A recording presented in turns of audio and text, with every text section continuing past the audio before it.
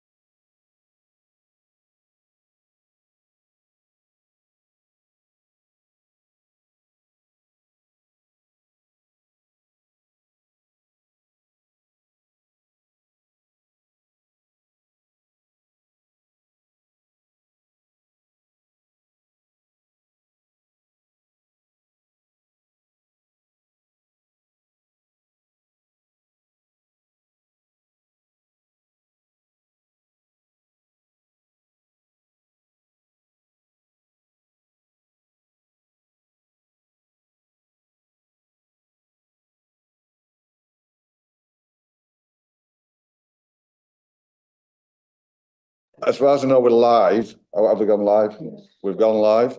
So we'll start with apologies for absence. Thanks, Chair. I've received apologies from councillors Emily Knight and Tony Fisher. And then we go to minutes of the meeting. We're all happy? Those up there? I'm getting nods. Do we need shows of hands or? I mean, usually proposed and seconded is sufficient. But... Yeah, it's been proposed and seconded, councillors. Thank you. Williams and Foster. Declarations of interest. Councillor Burt.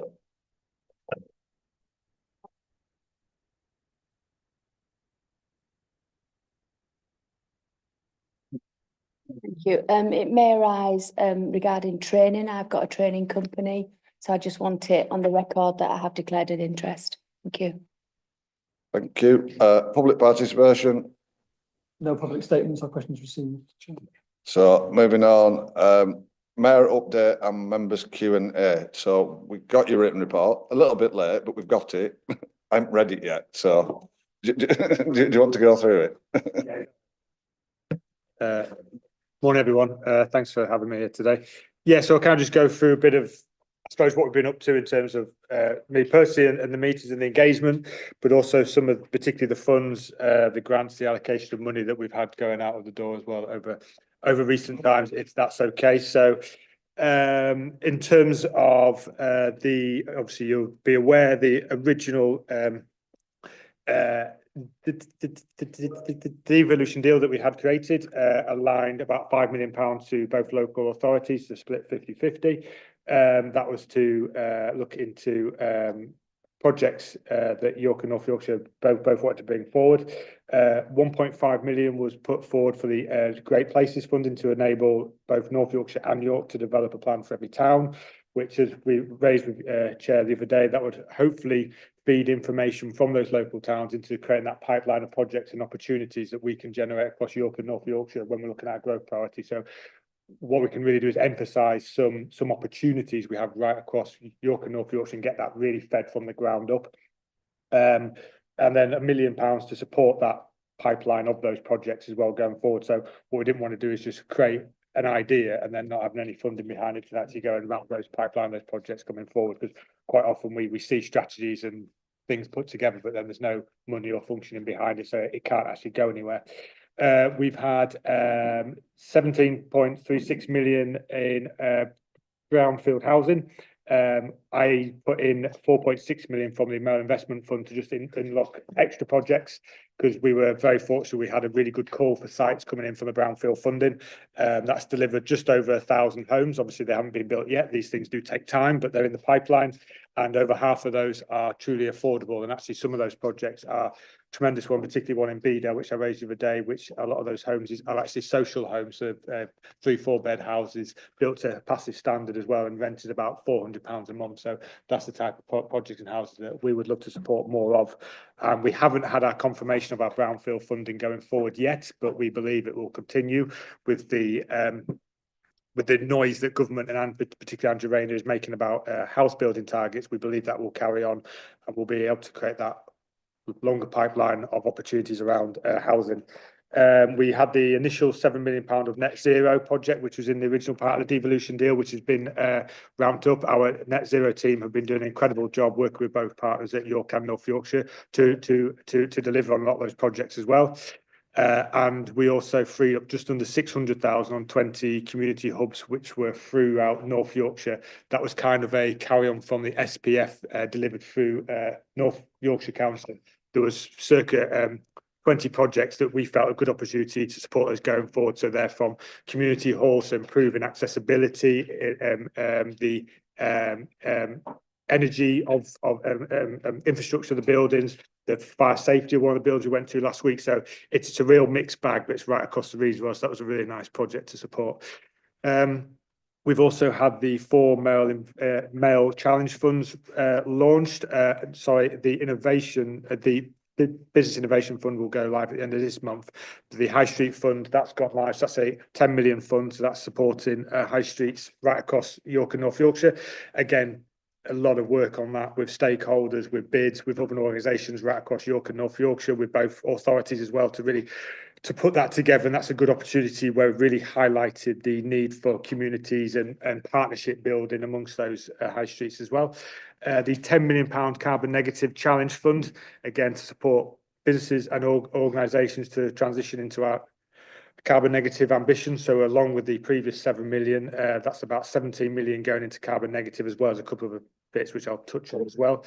The 5 million innovation fund for businesses, that will go live at the end of the month. So that's an innovation strategy that we've put together with government, and the team behind me have done an amazing piece of work on that, and I'm really glad to see that coming through. And again, that's one of the things where we've put a strategy and a plan together, than actually having some money to go behind it.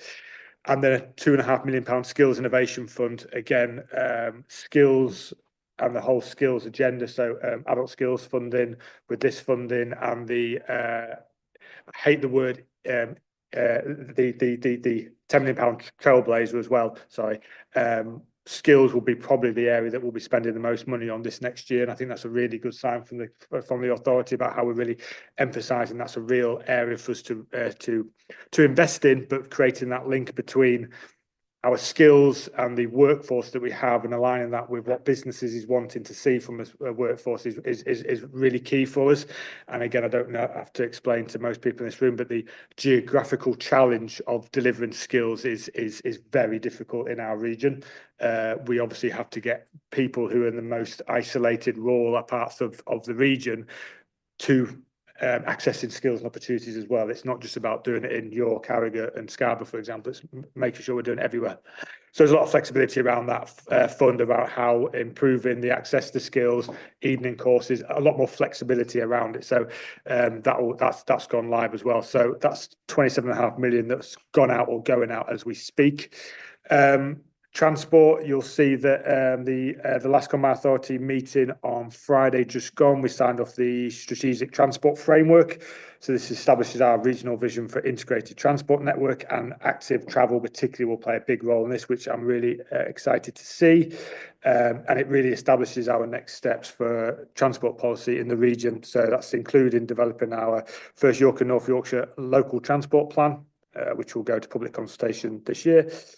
York and North Yorkshire bus service improvement plan, review of bus service provision right across York and North Yorkshire, active travel implementation plan. So that's really unifying and bringing together active travel across the region and having a much more joined up approach to it, and looking at the infrastructure and investment and how we can deliver on that. A review of the bus service model that we currently have and where we want to go on that, if it's a franchising, if it's an enhanced partnership plus, what model best suits us.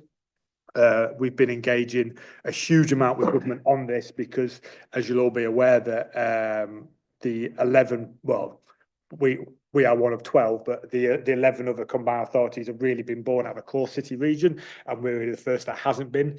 And if you look at the combined authorities coming online this year, so Hull and East Yorkshire, for example, Greater Links, Cumbria, et al. Going on next year, they're much more set up how we are in that rural capacity, much bigger geographical spread. And government and departments, particularly around transport, are very keen to work closely with us to how we deliver a transport plan that doesn't just work for York and North Yorkshire, but that can be rolled out in other areas that are going to be much more geographically aligned to us, rather than looking at a traditional city model that's been delivered in, say, Manchester or Liverpool or other places. So we're on a journey with that, and we know transport is going to be one of the biggest challenges we face, but we have government on side and we have both authorities are really engaging on this, and it's been really good to see. Housing, delivering the housing side of it, particularly focusing on social and affordable houses in our patch. Again, we know that the average price in York for a house is about 10 times the average salary. North York's about 9 times. So we know we have real challenges around the affordability of homes, and our communities really need those homes to be built. So we've recently agreed a strategic place partnership with Homes England and our member councils, which will give our region a stronger working relationship with Homes England, which we've not had before, and that should be able to accelerate the housing development across our region. And as I say, we're also going through the Brownfield Housing Fund, which should unlock further opportunity across the region as well. We are speaking with government on the Brownfield Housing Fund, particularly to see if we can get a bit more flexibility into that, because we know, again, building homes in rural parts of North Yorkshire is a different challenge to doing it in a city centre. It can be a lot more costly. It can be more challenging to get workforce there. So many other rafts that we don't always felt have been considered when funds have been put forward, because again, they've been generally delivered through a core city region, and how we deliver homes in particular in areas of our region is incredibly difficult. Our local growth plan, so there's been a huge amount of work on this. Again, I can't tell you how much work has been done on this from the team, and engaging with stakeholders to help really refine and shape what our local growth plan is looking at. Wide engagement will be done through public consultation. We'll do that just to improve the support of the local growth plan, really. And we are always discussing this with government and all the departments that we're looking to target on a regular basis, and our team are engaged with different government departments almost on a weekly basis, it seems. And so just to expand on the energy and net zero stuff slightly on from the other stuff we've already done, we've had the initial 7 million, but also the 2 million energy infrastructure pilot and £1 million in local investment and natural capital, which is the Link project as well. So a huge amount of money going out into energy, net zero, and that whole area as well. On skills, I think it's something that we've really done well on this. Actually, our skills strategy, this plan we put together, particularly around the Trailblazer, that we were awarded the 10 million Trailblazer.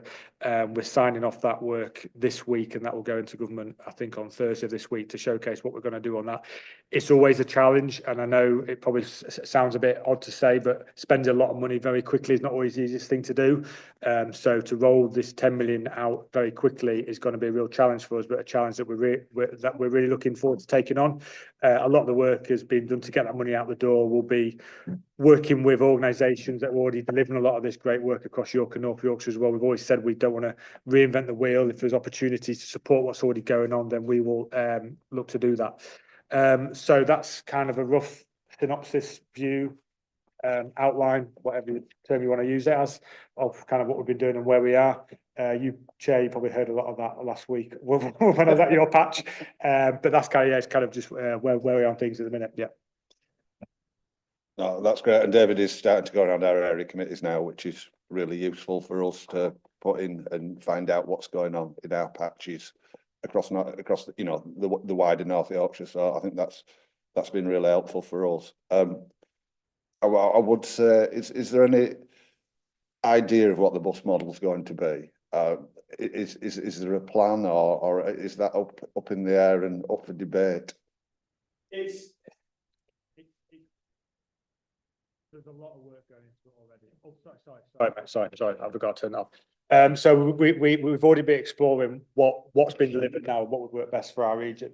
As we said, if we go down, say, a full franchise, all guns blazing, say like Manchester have done, then would that work for our region? Would it work for a wider city York region? Perhaps that's the work we're doing really close with government. We've had, let's say, we've had ministers up from transport up on a regular basis. We're engaged with all the time about what we kind of want to do and how we can deliver it in our region. But also the big piece is how we link into other combined authorities in around our region. So how we play into West Yorkshire and South Yorkshire's transport models, for example. Do we join into their franchise model? Do we buy into that? Do they link into ours? So it's all that cross-border work as well, which we've never really had to do on this scale before. So myself, Mayor Coppard and Mayor Braben are signing the White Rose Pact tomorrow in Selby, and a big part of that is going to be how we're going to be jointly working, particularly on rail and rail infrastructure in our patch, because we understand that there's so much of our travel, particularly around rail, is cross-bordering. So from York to Leeds, for example, Harrogate to Leeds, so much travel there, and how we can collectively work on those. So that might be us working as a trio, and then obviously when the Hull and East Yorkshire comes on this year as well, work as a four about how we can really amplify our challenge around rail. But on the bus model, that's the work that's been basically done now, because we know that bus delivery has been probably the biggest challenge we face in North Yorkshire, and in York, quite frankly. You know, it isn't always working anywhere that great, but it's what funding we've got to support it, how we can go deliver it. And I say there's a team that literally work on that model now, but very much hand in glove with government, because they want to see how a different version of franchising, e-peoples, wherever it may be, can be delivered in a rural context and a coastal element as well, rather than a core city region. Say, you know, what they've done in Manchester, they were born out of the Transport Authority. They had that infrastructure in place. They had a huge pot of money to begin with to get it going. We don't have any of that. So we're starting from absolute scratch. And I think what has been delivered across York and North Yorkshire in buses has been, under the challenges of finance, has been pretty good, but we have an opportunity to really ramp it up. But what that model works, and again, it's not just throwing bad money after bad money into a model that's not working. It has to be right model for us, but it's also affordable and sustainable long term. And doesn't have empty buses driving around annoying people because nobody uses them as well. But in saying that, and yes, I don't disagree with that, but you have to provide the service for people to use it. And we've also got an opportunity to look at now our key development sites going forward, and where we see development and opportunities. You know, if we've got large housing sites coming on, if we've got brownfield development sites coming on, if we're looking at the development of train stations, and actually we can factor that in our plans. So if we know there's going to be a housing site here, or a brown development site here, or a new business park here, we can feed that into that transport plan now, so it's there before you do that. What you don't want to do is build a new housing or a new business park, and then the transport becomes an afterthought. So we know our key growth corridors, you know, like A19, the whole corridor from York to Scarborough, for example, on that corridor there. So we can see the potential there for homes to be built, for business parks to be developed. So we can filter that in, as opposed to being an afterthought. We built some houses, and now we have to sort of track back and now stick some transport in. So I take your point, yeah. But I think just remain just on this, you know, this committee's here to help with that, bringing out that plan, you know, but please do bring stuff to us before you implement it. And we go, if you just done it like this, you know, it probably would have, we are on the ground in our patches. We do understand what's going on probably pretty well across the region. So I've Councillor Kevin Foster and Councillor Rowley. Yeah, just a couple of notes, Mayor. Just affordable housing. I suppose everybody in North Yorkshire here knows I bang on about it. I mean, I hear about brown house, but what about council housing? What about social housing? I'd like to see some of that involved in, because there is a massive shortage in the county, from right across and to York and North Yorkshire Council. I think if there could be something looked into for that when you're doing these affordable housing. And the other thing you mentioned was brownfield sites. Now, one of the things you might be able to help with influence is how we can get these. There's a massive thing coming from York and North York, these BESS sites, battery storage systems. You know, can we get them in on brownfield sites as well when there's an opportunity? We're talking about net zero. It's a great thing, these battery storage, but they've got to be the right places at the right time. I'd like to think the Combined Authority would work with North Yorkshire and the City of York to have a look at that, because we don't want these battery storage in greenfield sites, which they're trying to do. And it really is important. There's 22 coming through in North Yorkshire. I think with your help, and we can get that right up there and start talking about how we're going to deal with this, because it's happening right now under our noses. Thank you. Yeah, in terms of housing, I absolutely agree. The affordability and social homes, particularly the social element of it, but also building homes that are fit for purpose and also of a higher standard. That's a problem a lot of time when you start talking about building like affordable homes, the standard isn't there. So we are working, say, with Homes England now. We've got our head of housing started a couple of weeks' time, and we're developing that housing strategy, exactly what we want to see. And our plan is most likely almost to have that set criteria of what our standards we expect from those homes, with an emphasis on affordability and the social element of it and the energy efficiency of running those homes, then, because then you're going to buy a home and then you can't afford to run it as well, and highlighting that. And that's where I touched on the bit before, that flexibility into that brownfield funding as well, and we are speaking with government on that as well now, because that delivery model of building homes in rural parts of North Yorkshire is very different to do it in a city centre. You know, the cost of it, the access to grid connection, all these sort of things are very difficult, a very different challenge for us, and the emphasis on that. We're also, as you'll be aware, that we also have the fire station sites as well, and they fall into our remit, and we're looking at how we can build key worker homes on some of those sites as well. So that's not closing or removing a fire station for everyone jumps on that. It's actually have a look at the land around it and how we can build key worker housing on those sites. So we know we've got 38 fire stations, some of those now most hard to reach rural communities, and the key worker element of those, of being able to people work in those fire stations, for example, or serving those communities is a real challenge. So we own that land. So how can we develop those for key worker housing as well? So we're looking at many different strands of this, but very much working with York and North Yorkshire to deliver that, and with Homes England, but emphasising that brownfield, getting some more flexibility in that, but that big emphasis, and with York and North Yorkshire Housing Partnership, who again are really keen to go down the route of much more affordable and social homes, but having that standard kept and not letting standards slip, because we're building homes at a more affordable rate. On the battery storage, that is a planning thing, so it does sit with North Yorkshire, so I'm not going to wade in too much on a planning perspective, but I do understand your concerns. I'll take them away, particularly on making sure we are using the right land for the right purpose. And you'll know that a big emphasis for our Combined Authority is agriculture, food and farming, and if you've got good quality farmland, it should be used for food production, obviously. And if there's scope to use other areas that are not fit for purpose for other stuff, then that's where I would say we should be emphasising it. But if it's a North Yorkshire planning thing, I would just stay away from that personally for the time being, just because now if that system changes and planning system changes around anything energy infrastructure, particularly, it falls more into my remit, then so be it. But I do understand your concerns, and I will take those away and look into that a bit more as well. Yeah.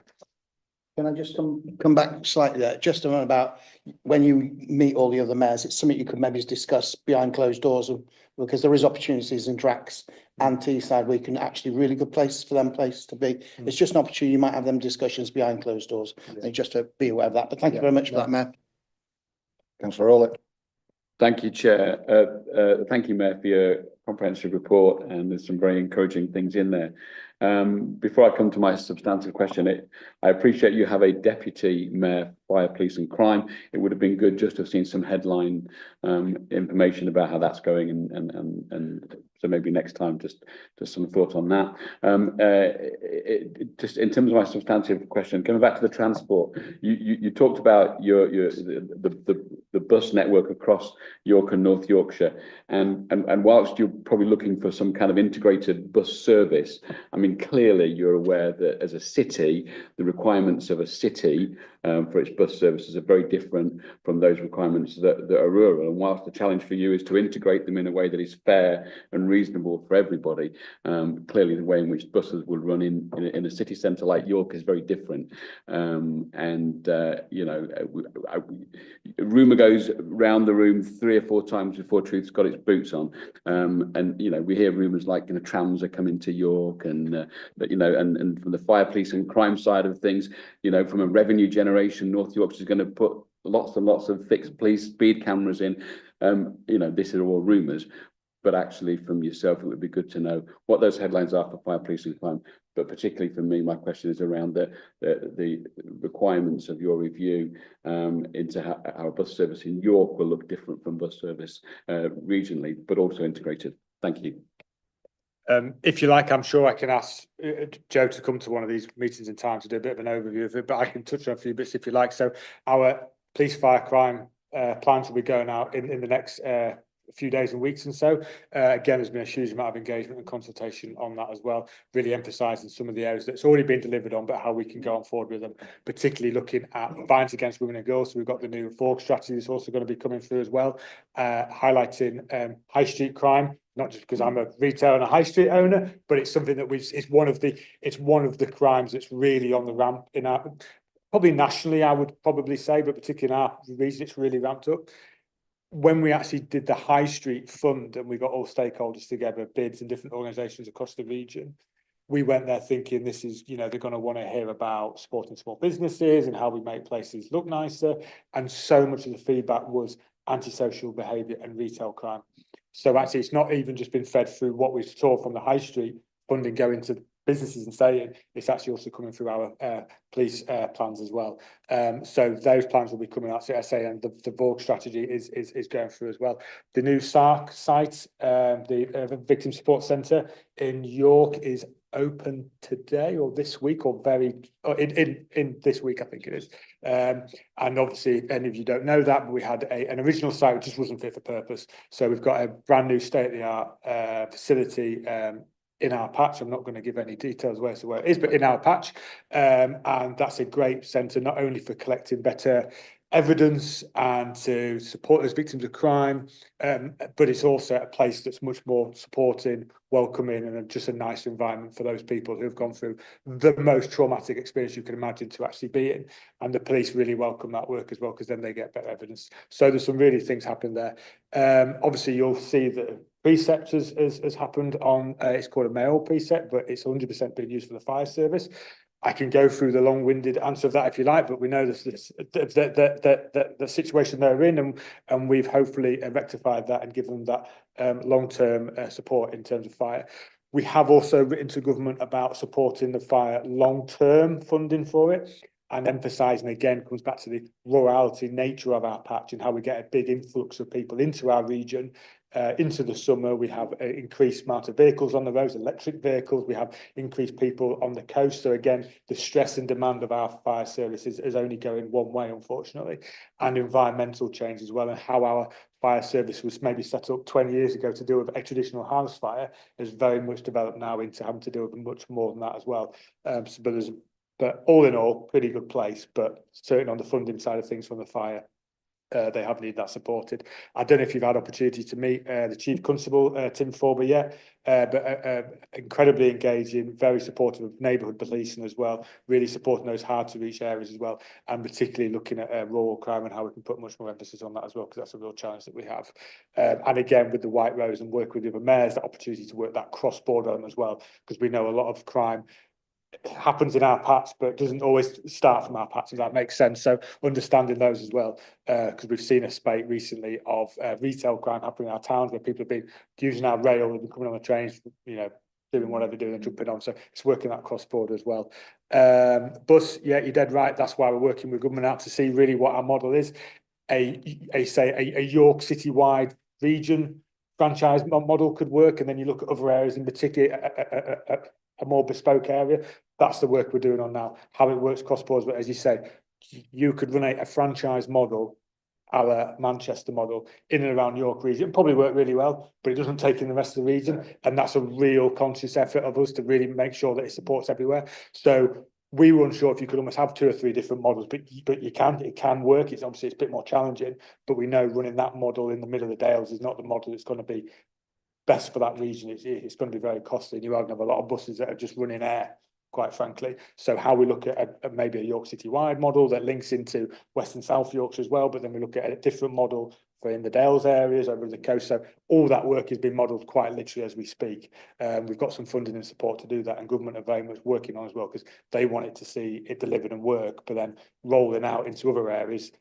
Our model that we create here might be the model that gets rolled out into the other 7 or 8 combat authorities that are coming online from this year, because they're going to be dealing with the same challenge that we are. And we all know that the transport is the thing that's going to open up our opportunities for everyone. If we don't get that right, then we're going to struggle everywhere else. I'll just bring Rachel in. Councillor Rowley, I don't know if it gives you some assurance, but in relation to police, fire and crime and the Deputy Mayor for Police, Fire and Crime, she reports into the Police, Fire and Crime panel, which is effectively the overview and scrutiny for that side of the world. But I'm sure the Mayor would be more than happy to bring an update, but the scrutiny sits within that. And I do appreciate that, Yeah. and I'm not wanting in any way to usurp what that panel does, but obviously we're here to, as the overview and scrutiny for the Mayor. Yeah, And absolutely. within the Mayor's remit is fire, police and crime. Absolutely. So I really appreciate the Mayor's offer and what he said to us, just for future reports, just a paragraph. Just to give you that assurance. Yeah, there, no, Councillor and Rowley. I'm not in any way doubting no. that fire, police and crime are not being scrutinised at all. I'm confident that they are. It's just as part of the Mayor's remit, just to have something in the report, that was all. But thank you. I've Councillors Merritt, Burt and Waller, so Councillor Merritt. Thank you. A couple of questions on the transport, the 3 plans that are scheduled for this year.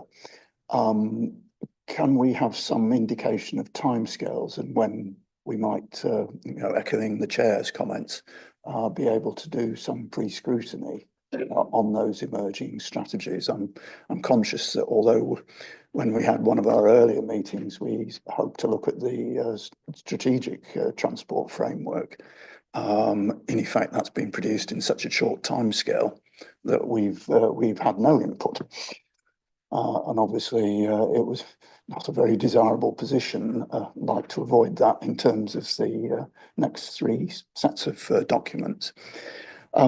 Secondly, on the particular issue of the bus models, how much are you looking at the model that Dr. Nick Jones is rolling out in Cambridgeshire and Peterborough, which is substantially similar authority to York and North Yorkshire in terms of mix of urban and large amount of rural areas, where he is looking at a franchising model. I'm not necessarily saying that's the way to go, but given that it is comparable to our particular region, I certainly hope it's one that's looked at and probably useful benchmark to compare, the possibility of the different options.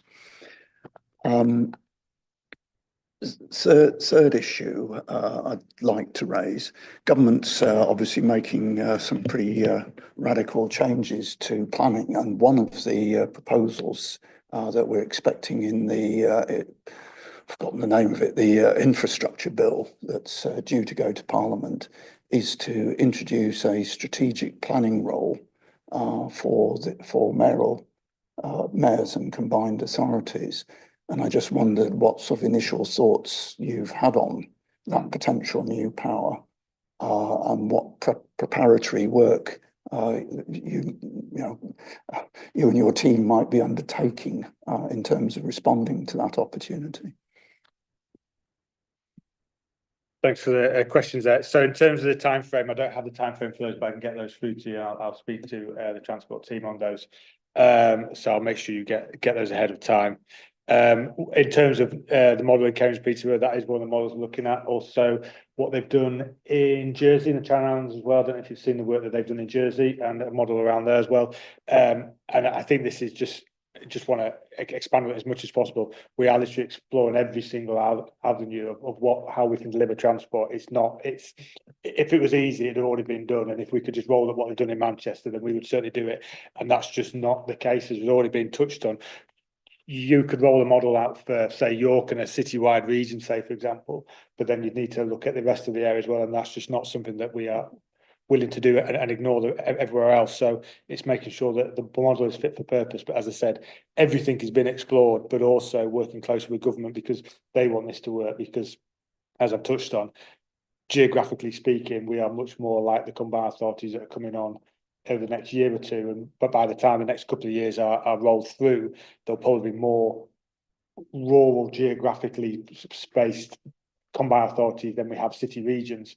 And so that transport is going to be a challenge for all of us. So we're kind of speaking to government and they're sort of speaking to us as almost using as a bit of a trailblazer test bed to work out what can be delivered. And if we could almost have an amalgamation of 2 or 3 models in our region. But I think that really big emphasis that we've been talking about is how whatever model we use can be joined up with other models. Because you don't want all of a sudden your model to not work when you go across border, because so much of our travel is outside of our borders on a daily. We almost have this big leave and then people come back home on an evening for tea, don't they?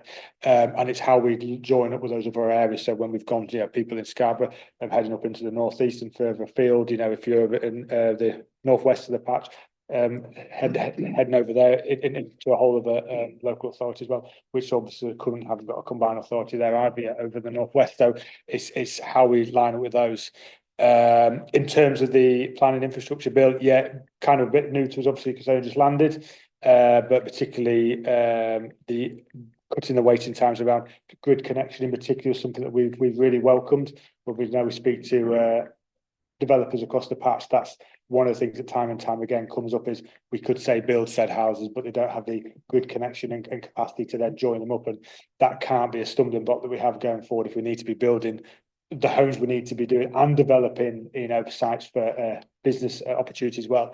That grid connection again for us is a very unique, well, not a unique challenge, but a really highlighted challenge in some of our patches as well, which we do speak to developers and time again about how, and businesses actually, about how they just don't have that grid connection. So seeing that come through is good. The rest of the bill, I must admit, it's only just landed through to us, so we are working through it as we speak. The team raised it this morning, but it's certainly welcomed. It's certainly anything that can support the speed, particularly of delivery of house building. That planning section is key, because we look at some of the sites that we've seen across our patch. You're talking about 20-30 years to build out a few thousand homes. That's just not good enough for anyone really. So anything that speeds that up is more than welcome.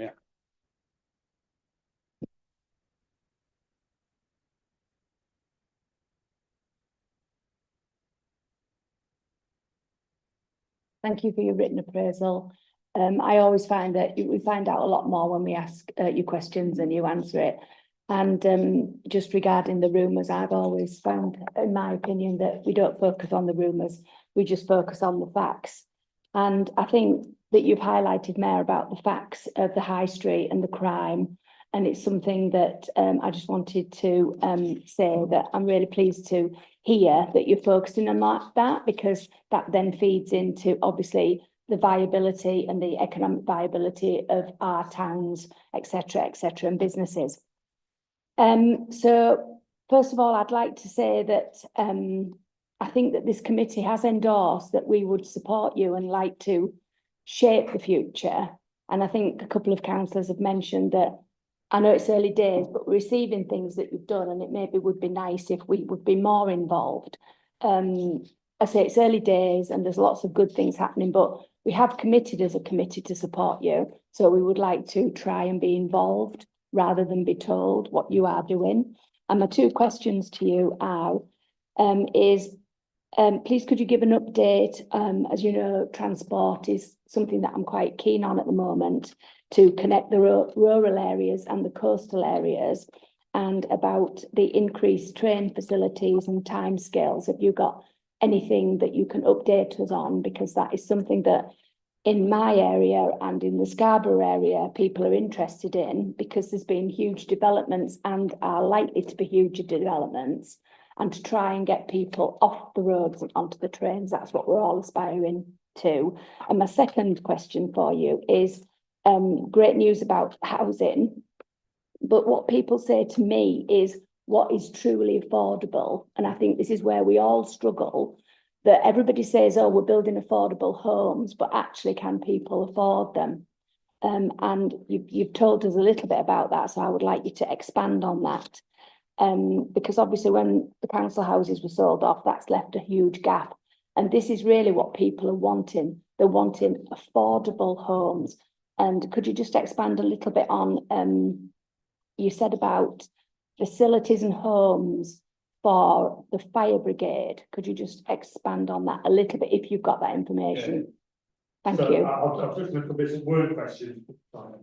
Sorry, on the weren't questions, but I think highlighted points to raise. So particularly around the high street crime, there's I would say call it a project that's been going on in Scarborough, particularly of combating retail crime, and they've seen fantastic results from that. And obviously that's been led by the North Yorkshire Police.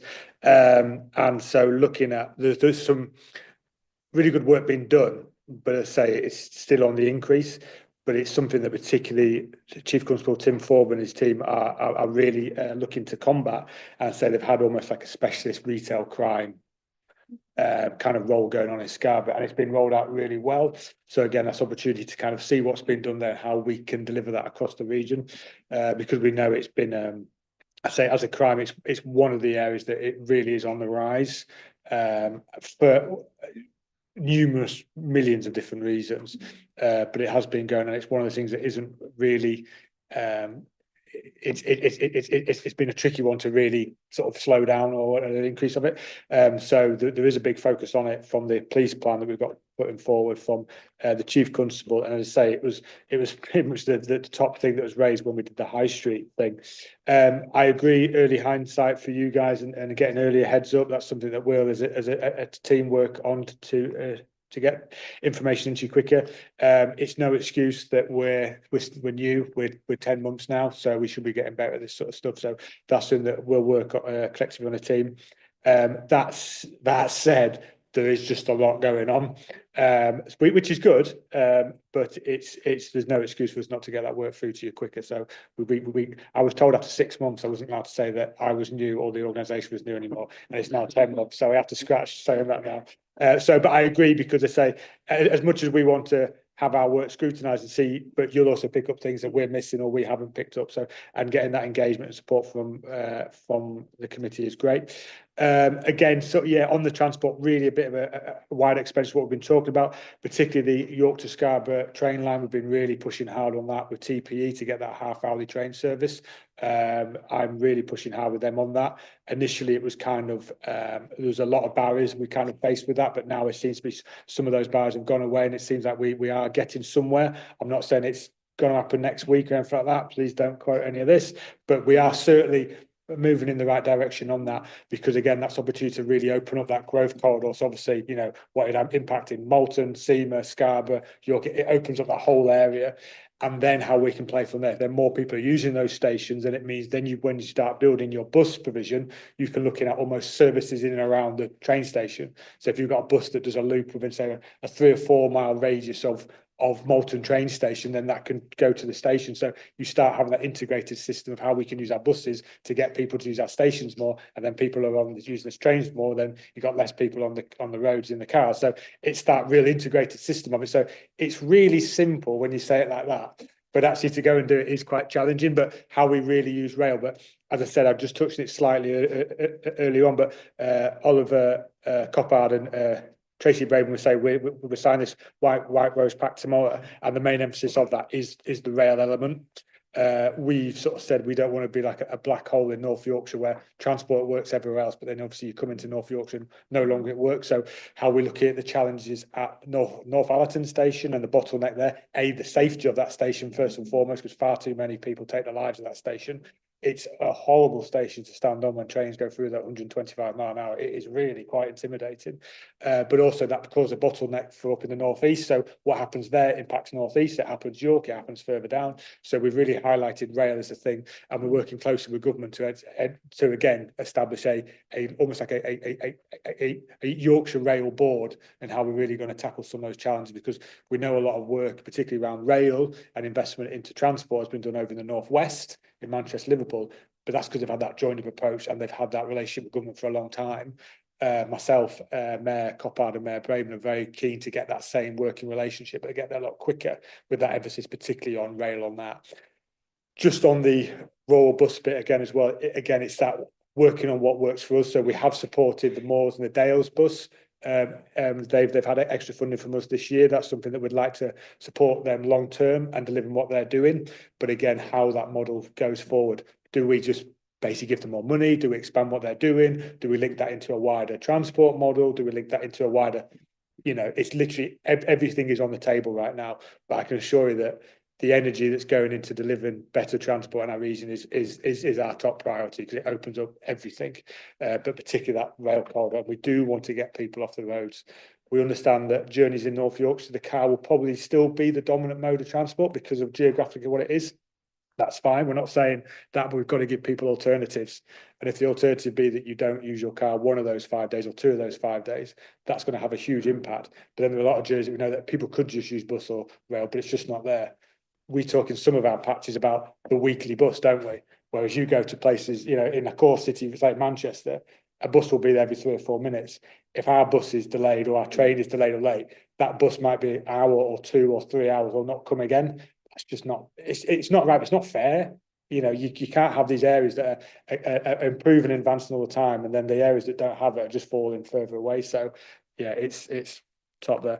Affordability, yeah, you're right. It needs to be truly affordable. That's why we're having a big emphasis on the social home element as well, but also looking at the energy efficiency of the homes and making they are as high a standard.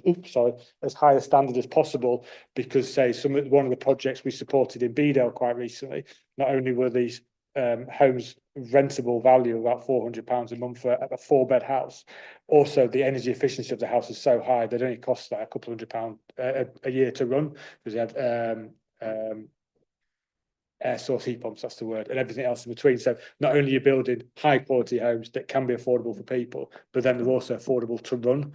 And as I say, we're working with York and North Yorkshire Housing Partnership now to develop almost like a blueprint of what we expect from our housing, and actually it is the affordability of it and the social housing element of it, so they are truly affordable and people can live in there, but also the standard and the energy efficiency of the home as well. Last thing we're doing is build a load of homes now that in 10 years time need to be hugely retrofitted and spend almost that twice money again. So there's a lot of work going into that. Housing, transport, if you get those right, everything else falls into place. Councillor Waller. Thank you, Chair. Thank you for your presentation, Mayor. Delighted to hear your work on buses crossing boundaries.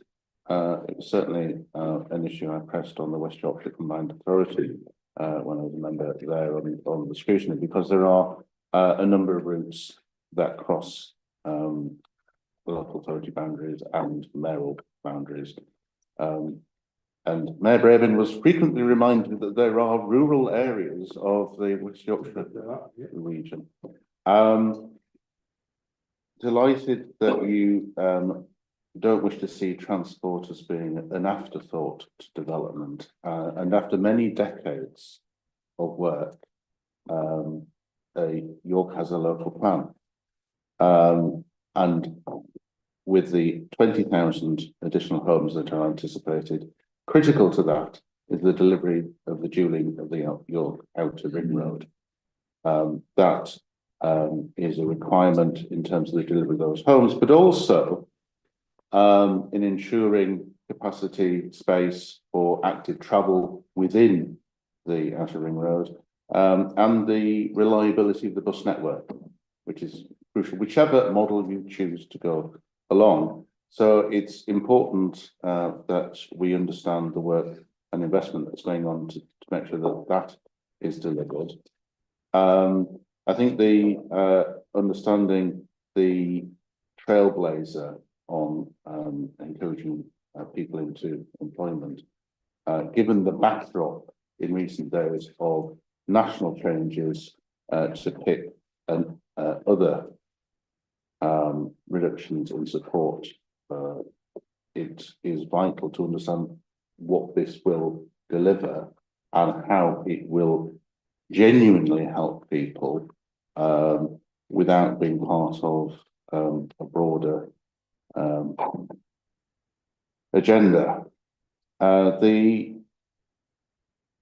policing issues, I appreciate there is a separate committee to examine that, but I think the retail crime is certainly something that's been brought to my attention, I'm sure other councillors, that it has escalated in terms of threats of violence, and the response from management to people on the shop floor is step away, let it happen. But I think that that's creating a frustration amongst people. So it would be important for this Scarborough retail crime model to be spread more broadly, and for people who run businesses. You know, the vast majority, I don't need to tell you, the vast majority of businesses are small independent. So it's understanding that in the context of economy. So in terms of the transport, I think a quick win for you as Mayor would be to support Dial and Ride in the city, and to ensure that the funds that you have been provided for pothole filling are channelled to those areas of the road where cyclists are pushed towards, so that it is safer for cyclists. And I declare an interest, I'm one of those, to get around before the strategic views of more off-road cycle construction happens. The day-to-day would be a quick win for you. Thank you. Nothing is a quick win, as you will appreciate in this world. On pothole funding, yes, that's 16.6 million, I believe it was, that's filtered into York and North Yorkshire on the same equation as it was previously. So that's gone into the normal avenues, and hopefully, obviously, that will have an uplift into filling of the potholes. But we know that the cost of doing it right across the region is an unbelievable amount of eye-watering money that I wouldn't even like to start to think about. The retail crime element, we are with North Yorkshire Police holding a retail crime symposium. I think the word they're using is in April time. I think it's April, May time. And that's bringing together actually retailers around the table, and particularly those bigger retailers and smaller retailers. And I'm going to go and speak on that as well on behalf of well, being mayor, but also having experience of being a retailer, and actually, you know, how we can work with those employees as well to make workspaces safe, but also how you can design out crime as well, because a lot, particularly in the bigger retailers, for example, I know we're not going into crime too much in this part, but I'll touch on this for now. You know, looking at how shops basically set up their business. So a supermarket that has thousands of pounds worth of alcohol at the shop door as you walk in is asking for crime. But then again, to that big retailer, having a couple of boxes of beer or a bottle of vodka nicked isn't a huge cost to them. When you think of the amount of people coming your door, then it's for a lot of big retailers, as I've been involved in big retail for many years, you can almost write that off as a cost. Whereas a smaller retail, when you get a 20, £30 item, that could be your profits for the day. So it's making sure that we are engaged with small and large, but also, and it's something I've probably been guilty of in the past, I won't lie, is making sure that we are reporting crimes as well, so we can have that bigger picture. I know there's been some maybe lack of confidence, particularly from smaller businesses, to report it, but we have to report it, because then it tells us a better picture and it gives us better data, because then that data will then drive where we put our resources, our officers. So it's important that we're really engaging with small businesses to report it. But then some of the big retailers have a part to play in actually how they look at how they are designing their shop and how they can design out crime. So we are having that symposium in April time. Dial a Ride, yeah, again, opportunities like that that are delivering. Again, it's those options that we can explore and how that can be linked in. Again, we're not, pardon the pun, looking to reinvent the wheel. If there's something that's already been delivered, then how can we support that, and then how we can maybe integrate that into a wider plan, or if there's something that's been delivered in York that's delivering really well that we can be rolled out across the region or vice versa, then there's loads of opportunities there, absolutely. And again, yeah, the opportunity to design in particularly transport early on is absolutely key, particularly some of our larger sites across the region. We don't want to be building homes that are stuck in the middle of nowhere that don't have any transport connectivity, but emphasising the need to improve the bus and rail connectivity. And as you said, Councillor Waller, the active travel ability. We do, obviously, you'll know that they're in the building. We do have engaged with Active Travel England on a very regular basis, and we are working closely with them to put a plan in place to improve the active travel provision of York and North Yorkshire. Again, we have the opportunity to now do it collectively, because now it doesn't stop at the border. We can now see how we can improve that across the region. But again, like we've touched on a few times, the active travel provision in York will be very different to what it will be in the middle of the moors. But there's an opportunity to actually improve it everywhere. We know that both York and North Yorkshire are fairly low watermark in terms of their provision of active travel. So we have some good opportunity to really advance that. And we say we are engaged with Active Travel England on a seemingly weekly basis at the minute to put that together. The Trailblazer.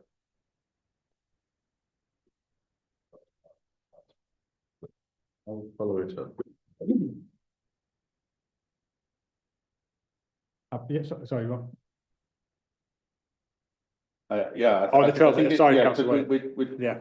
You know, Lindsay mentioned the importance of this group having the chance to influence policy before it descends on the ground, and therefore that is a crucial one to get right, so that the messaging is right and that people understand that this is a genuine form of help to those people who need that additional support to get into work, and that employers understand what it's about, so that we're not ending up in a situation where there's misunderstanding and it just runs. You spend all your time firefighting problems that would have been avoided by having better clarity at the beginning.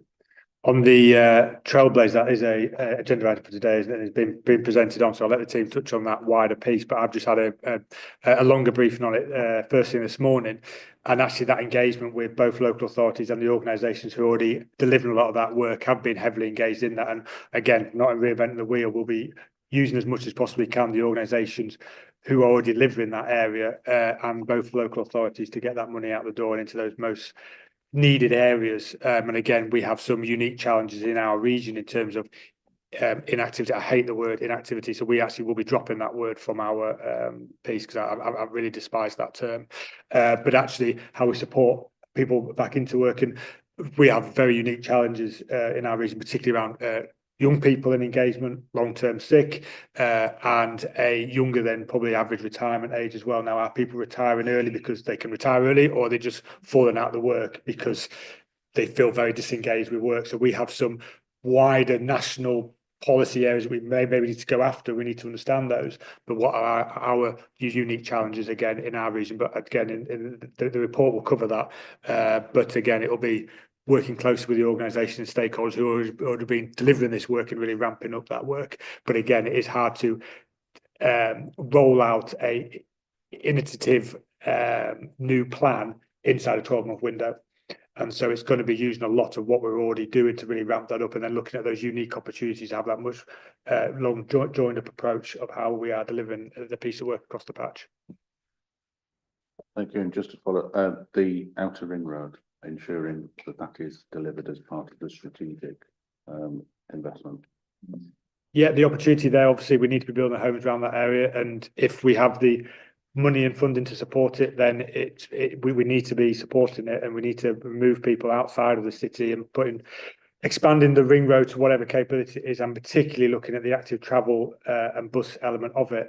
But it's going to be a costly piece of work to deliver, I would imagine, and that money that we certainly don't have in the combined authority.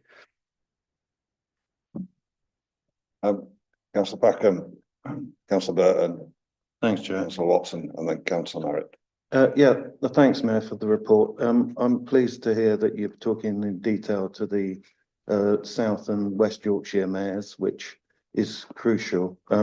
I think one issue that strikes me about North Yorkshire and always has is that the large majority of councillors there are rural and coastal representatives. And the area that I represent is very much a commuting area for West Yorkshire. So I'm very keen that we do talk to West Yorkshire and South Yorkshire about transport. And I'm pleased that you're doing that. The one issue that I would say is that you mentioned previously that you don't want transport to be an afterthought. Unfortunately, in the past, it has been. In fact, it's not even been an afterthought. In my area, it's not been an afterthought. It just hasn't happened. So it is really critical that we get things like rail, bus, and even roads correct. The road infrastructure in my area is poor. The public transport is virtually non-existent for anyone that wants to actually commute. Particularly for my area, the commuting to and from Leeds, in both directions, is massive. So I do hope that that will be high up on your list of areas where, when you're looking at your models, that will be a different model, I suspect, to what you will be looking at elsewhere. Yeah, and again, just to touch on that, we are signing the White Rose Pact tomorrow, which will be a big emphasis on that transport, especially focusing on rail to begin with, because that rail connects us to York, Leeds, Sheffield, up to Scarborough, up into the North East as well. So looking at that as a particular emphasis, you're right. If we don't get transport right, then everything else falls away. You've got everything starts from that point to begin with.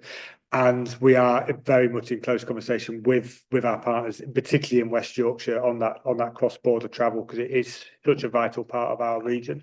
Because they say people don't care about that border when they're travelling on it; they just need to get to work or to wherever they need to be. So we, as mayors, need to start thinking. Well, we are thinking in that same realm as well. What transport benefits, say Leeds, could have a really positive knock on us, and vice versa. Looking at where those development sites are, understanding that jobs created on the border of Leeds might support people who live in our patch, and vice versa. So that cross-border work is always working, which is why we're working collectively as three mayors on this White Rose Pact to actually look at some of those key areas, but obviously emphasising transport. And now we have, particularly from North Yorkshire and York, working with as well, have the local plan, so we understand where the sites and the potentials are for housing, for business opportunity, for business parks, all the rest of it. We can actually filter those in early on, so we can actually look at where the transport needs are going to be, not just now, but in the next 5, 10, 15 years time. So if we're building a large housing patch up in North Yorkshire somewhere, or on an old MOD site or something like that,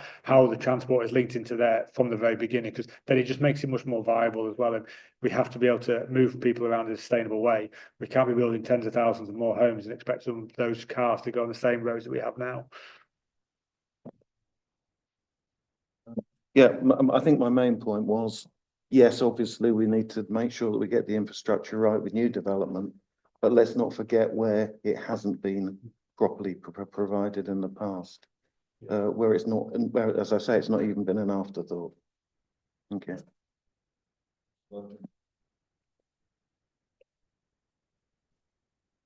Well, thank you for telling us about all this important work that's going on, and there's an awful lot of things that are happening. I'm interested to know a couple of, well, 2 or 3 things. One is about the housing and how soon we're going to start digging and building the housing, because that I know there's a skills shortage, and that's another question that I'm going to come to. Maybe I'll ask it at the same time, because the skills strategy, are you going to be teaching building skills within that? And when is that going to start as well? Because they're all linked up. And another thing I've thought of, but I don't know if this is feasible or not. When I grew up, people lived in very nice prefab houses that they were very proud of. And I know that there are a lot now that are high quality and also very eco-friendly. I don't know how they fare price-wise, but that's can be quite a quick option. And there were houses that were still standing and looking great years later, maybe not so great from the outside, but inside there were homes for people. And I don't know, because I think it's critical that we do things as fast as possible. I realise we can't do it as fast as we want, but how soon and will these things start to happen? Not soon enough, most of the time, unfortunately. House building generally has been slow. A lot of that's through to the planning element of it, and that infrastructure piece, which is why seeing these grid connection speed and those sort of infrastructure pieces sped up through this new piece of legislation is really good to see. A lot of time it does forward planning, unfortunately, and that tends to be where a lot of the hurdles are. So things will just take time to get through that element. The few bits there, the prefab element, we actually have been looking at that. We've been speaking to a couple of organisations who do build prefab houses as an option for us, how we can build houses in that way, because the great thing that they are already, essentially built. You just pop them in the ground. A couple of projects have happened in York already, haven't they, on that? So there's opportunity there as well. Again, that's been fed into our housing strategy, which will be coming out soon, and working close with Homes England on that. The speed is a challenge. As I say, the 1,100 homes or so that we've supported already, not spades are in the ground and all those, obviously, but we need to be emphasising the speed for, and a lot of it does come down to that plan element, and actually working with the builders who build the homes and making sure that they're not controlling the speed of how quickly some homes are built, to control the cost of them as well, and having that emphasised well, which is again having that strategy piece done with Homes England, with ourselves, with our North Yorkshire Housing Partnership, to actually make sure that we are attacking those issues. We obviously know the news from government is we need to be building 1.5 million homes in this political cycle term. So they're going to be really wanting to emphasise the speed and pace of it as well, which is why I see the announcements come out this morning about some of those things. They're going to really ramp that up. And we're working again close with government to really emphasise, that we are willing to build homes here and we need to be doing it here, but what our challenges are quite unique to us, and how we can work with government to combat those challenges, if that is around a lack of resourcing in planning, if it's infrastructure challenges, if it's grid connection challenges, whatever it may be, if it's flood risk challenges, whatever it may be, a whole raft of things, then we are working with government on that. The skills strategy, or the lack of skills for building homes, for example, all part of our skills strategy. So we're working closely with our training providers, our colleges, our universities in the area, to understand what our requirements are from our next generation of workforce and what industry needs. Obviously, things like building skills, retrofitting skills, groundwork skills, particularly big focus on groundwork skills, and how we need to have that skill set of workforce to not just work in our industries of agriculture and tech and all this sort of stuff, but physically build the homes that we need. But the challenge we've had, again, another challenge, because of the rural nature of our practice, we've lost a lot of those small family house builders in rural parts of North Yorkshire who deliver 5, 10, 15 homes, because for the last 10 years or so, it's been really challenging for those house builders to exist, really. So it's making sure how we support those coming back and how we support them, but how we support those smaller projects as well, not just the big ones, but getting those skills right. So we are doing a lot of work with our colleges, particularly in our training providers, HE and FEs, to understand what are the requirements we need and how we can support that with our Skills Innovation Fund, which is live now, I think it is, and working with them to make sure that we're emphasising the skills and needs that we have for our patch. But again, it's all been done in conjunction with businesses, with colleges, with trade, so they kind of know what they require and what skills they need. So a big challenge that everywhere faces is not just the skills of the people to go and do the work, then it's actually a lot of time the tutors and people coming back out with the skilled workforce, say a bricklayer who's earning £1 a brick, going back and becoming the next generation of tutor. How do you do that? So it's working again on that and how we can support that element of getting people back in, because then that one tutor then teaches 20 bricklayers, and obviously you've got 20 bricklayers, but if that person is earning a really good living, not having to be a teacher, which I wouldn't be able to do that. How do you get that person to almost retrain and be a 50-year-old bricklayer, comes back to being the next generation of tutors? So a piece of work on that as well, because that's a real focus point as well. Yeah. So, one last part, the Trailblazers, for people who have been out of work for whatever reason. I think asked before whether the people who are working on that project, whether you could take on, as part of the infrastructure, disabled people who understand the challenges, and the fluctuating nature of disabilities, and also how to change the mindset of employers of employing disabled people, which is often one of the biggest barriers. I think, you know, disabled people can be very keen to work. It's just that it's sometimes difficult to get a job at your skill level, because people don't expect you to have those skills. They expect you, I don't know what they expect you to really do, to be honest. I think you're in a no-win situation as a disabled person, because you can be as willing to work as the next person, in fact, more so, but you just can't get the opportunity because of the mindset and the discrimination that exists. I mean, are you working, and is the government working, I suppose, because you're tapping into government with these, with your visits. How are we going to break through those barriers, really?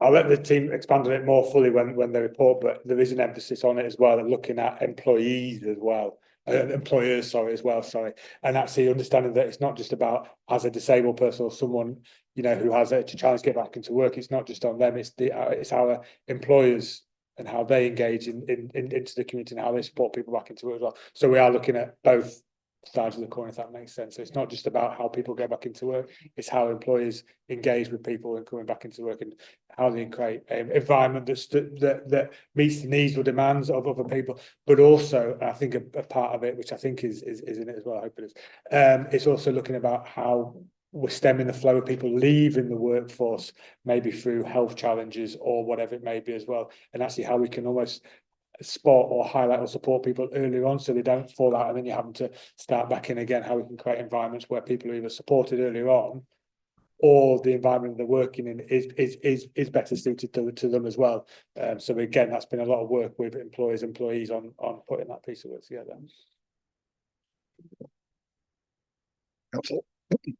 Councillor Watson. Yeah, actually, you've covered a lot of the points off in answering Councillor Burton's point, but just for a little bit of historical background, there was a skills village proposed for Northallerton and Northallerton and Scarborough, which were building trades focused. They went by the by because COVID hit, and then also we were going for the combined authority, so the districts lost a little bit of direction. But there's a genuine appetite in those two areas, and building skills, it would appear, are going to be one of the key things we need going forward. So just really bear that one in mind if you're looking at developing in particular areas. The other one is a little bit of an aside as regards affordability. There's a fine line, and it needs delivering affordable housing. However, when you break it down and go out to things like villages, well, if you have a builder who comes along and goes, it's 100% affordable, you actually discourage some of the longer term residents to consider maybe downsizing. I'm using this as an example. I've got in my village, we've got 60 plus affordable houses, all within that criteria.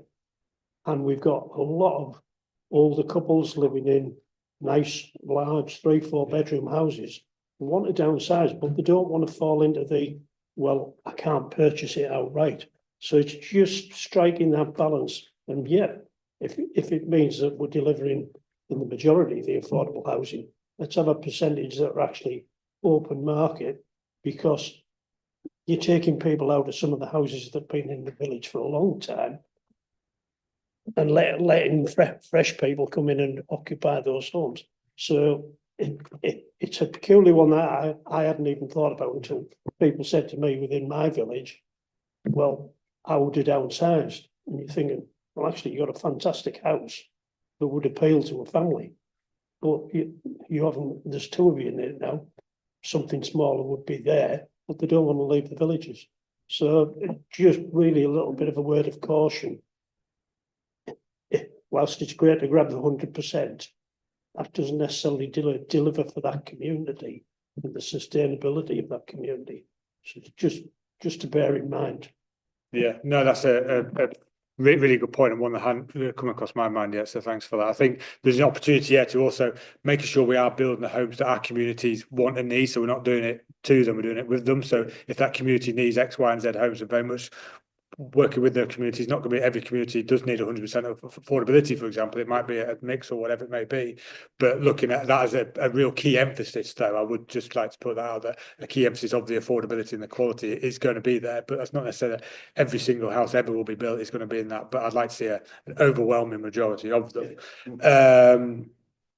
There is still the construction village in Eastfield just starts, which does amazing work, but again, we just need more of them, and if there's an opportunity with the York Central site, for example, or some of the larger potential construction sites we have across the region, if there's an opportunity to actually replicate that model and have a construction site within a 4,000, 5,000, 6,000 home development, it seems a really good win-win for us to retain those skills, but to teach those skills, because again, that's the kind of problem we have, is it's struggling to attract the skills into our region, because again, it's harder to work around the region, but also it's having the structures in place to then teach said skills. So I think it's the chap who teaches groundworks at Eastfield over the construction village over there. He travels from Wakefield every day to actually, and I think he's the only person who does it. So again, we actually struggle on the tutor side of it as much as getting people into the employment side of it. But that construction village model is brilliant. I'd love to see that potentially replicated, particularly where we have larger scale, because some of those bigger housing developments are going to take, unfortunately, a few years to build out, so actually it then makes it a really viable option to build a construction village college in partnership with maybe one of the colleges or with those themselves, and actually create some jobs and skills on that site. So then, I cannot hang up a picture frame, so I'm not going to talk about what skills we need, but those skills are, high skill quality jobs, but also they're going to be needed a lot of. And if we can teach those and then keep those core people in our region, that's going to be brilliant. So I think the opportunity to have more construction villages is something we need to look at. On your other point, I will take that away because that's an interesting point. Yeah. Councillor Merritt. I think that last conversation sort of reflects the chicken and egg problem that we have with lack of affordable housing, and therefore people with those sorts of levels of skills and that type of job, which just doesn't pay enough for people to live in the area. So the affordable housing programme is absolutely essential. And I think one of the particular issues that I don't think has been particularly made explicit is how much of that is affordable for sale as opposed to how much is affordable for rent, social rent. And I think we all know that because of decade plus where social rent was not the flavour of the day with the government, that has absolutely exacerbated the problem.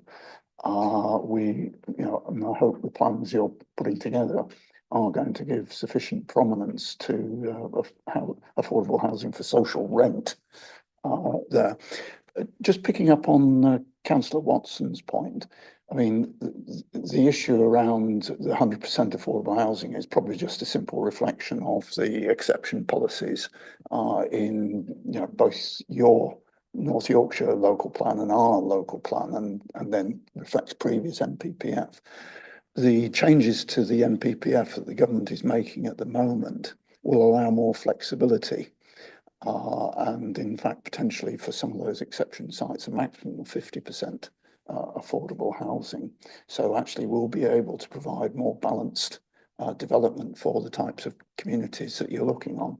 So I hope we certainly take advantage of that in North Yorkshire. I suppose one of the other challenges with housing, Councillor Burton raised the issue of prefabs. When I think it was Boris's administration was trying to, or it might have been Theresa May's, was trying to improve the housing supply. We actually had a number of new businesses in North Yorkshire who were set up to provide the volume prefab, high quality prefabs. There was one at Selby and there was one somewhere else in North Yorkshire, and both of them went bust because of in effect the changes of national policy. So having a stable national policy and reliable future supply we know is crucial to that. But I just wondered what you're doing in terms of engaging with those businesses and whether there's a possible to recover some of that local manufacturing, because again, that's an opportunity of good paid jobs if there's the continuity. Moving on Can we from housing. really brave, Councillor Merrick? Yeah, So I've got I two other understand questions. the mayor's Deal with time. those first, yeah. Brief question. So I have engaged in one prehab house builder in our patch who are really, sorry, I do apologise. Who are developing a prefab housing model that could be replicated. I think you're right. A lot of that though is what you touched on there is that national policy direction in terms of, but I think in terms of housing numbers, we know that's only going one way. So there's going to need to be many ways to tackle the challenge around the 1.5 million homes, and it is going to come down to the mixed building of homes, as in what they are going to be, you know, affordable, social rent, everything else in between, but then also how we're actually building modular homes, prefab homes, all the rest of it as well. So there's going to have to be many ways to devise this plan. And say we are putting together a housing strategy now, which will incorporate all that with an emphasis, as I've touched on a few times, particularly that affordability and social affordability of homes, because that is the challenge. We can build homes, but if people in our patch still can't afford to live in them like they can't now, it's a bit irrelevant. Well, it's not all irrelevant, but it isn't going to be fit for purpose. So it's making sure we are building the homes that I touched on, that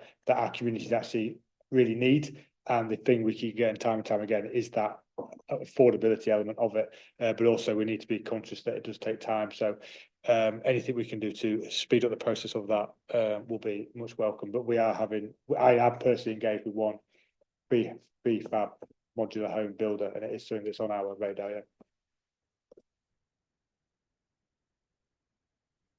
Could I also, just on Councillor Packham's comments about the commuting from West Yorkshire, I've continued Andrew Waller's work on the West Yorkshire Scrutiny, raising questions about cross-border bus services, so on.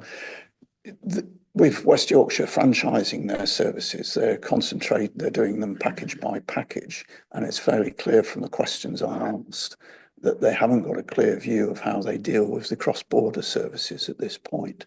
So I think there is a real opportunity, hopefully through your pact, to look at how we do address those cross-border bus services before West Yorkshire gets to franchising those particular packages. And there's clearly issues about what do they do about the fares. If the mayor's fare is £2.50 in West Yorkshire, what happens for journeys that cross the boundary? So there are quite, opportunities, I think, in terms of the work that you're proposing. The other thing I just wanted to ask, you obviously got excellent stakeholder engagement in a lot of the strategies that you're doing, but I just wondered about the wider public engagement. And will you be bringing forward a strategy in terms of how you do wider public consultation in future on your different emerging strategies? Very quick on the cross-border thing. I think we're in a unique place, the fact that both South and West Yorkshire are going through a whole modelling structure of what they're looking to do on transport, as are we.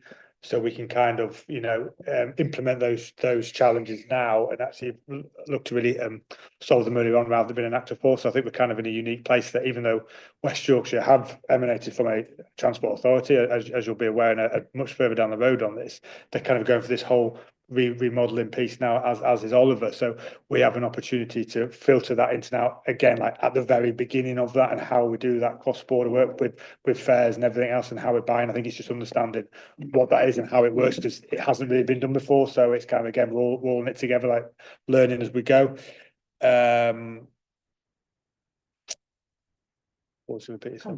Consultation. I don't have a question on that and what our full plan is for the consultation, but we will be particularly on transport and what we do on that. I don't have a written plan in front of me of what we'll be doing on public consultation, but I'm sure people in the comms in the team will have that piece of work, or if not, are doing that piece of work. But we can probably let you know how we deliver, because I say something that we do really well is that stakeholder engagement, and then how you roll that out into the wider public is always challenging again. geographically spread because of our region, yeah. Councillor Waller? Thank you, Chair. Just following on the housing strategy, it would be important to address the perception from the public that every planning application that comes forward in the central part of York is for student accommodation and for Airbnb.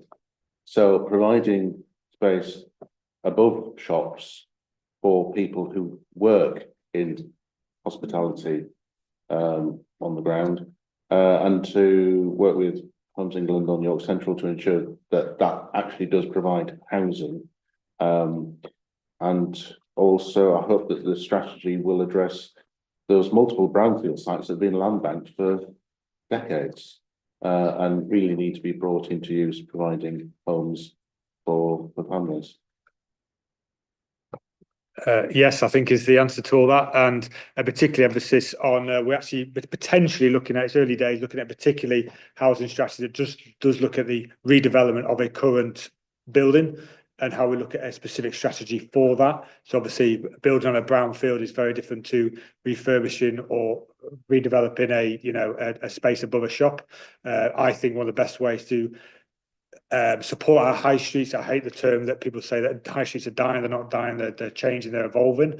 I think one of the best ways to do that is actually to encourage city centre living. But obviously there are challenges around that, things like, again, planning, accessibility, everything else. But we're looking at potentially a specific strategy around developing already, empty builds or mixed use buildings, and how we can push that forward. And an opportunity we have with the restructuring, particularly of North Yorkshire, which won't necessarily affect York per se, but obviously North Yorkshire have gone through the whole restructuring over the last couple of years or so, and actually identifying buildings and sites that they have, that they own, that they may not need anymore, that are surplus requirements, whatever it may be, that we could potentially look at refurbishing those into housing and maybe key worker housing, like we are doing with the potential of the land on a fire station, not the fire station, and how we can develop maybe a specific strategy looking at refurbishing empty buildings, because that's got to be one of the best opportunities to get things delivered quickly, is to actually take an empty building and stick some accommodation in it. Particularly in our high streets. If you encourage a load of more people living in places like Scarborough town centre and Selby, for example, I couldn't think of a better way to revamp and rejuvenate those places than having people living, because there's nothing better than having a community living there and using those services on a daily basis.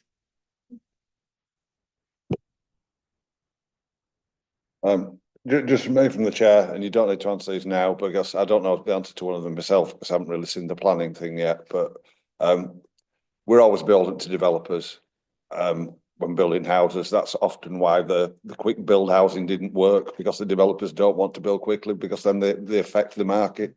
So I'd be interested to see what's in the new planning bill that might affect that and give you opportunities to affect that. So it's not really an answer to that. And the other one is, and it's not really an answer to this one either, but the Manchester Combined Authority sends buses to Skipton. It's really successful doing that. So there is a model there for cross-border working.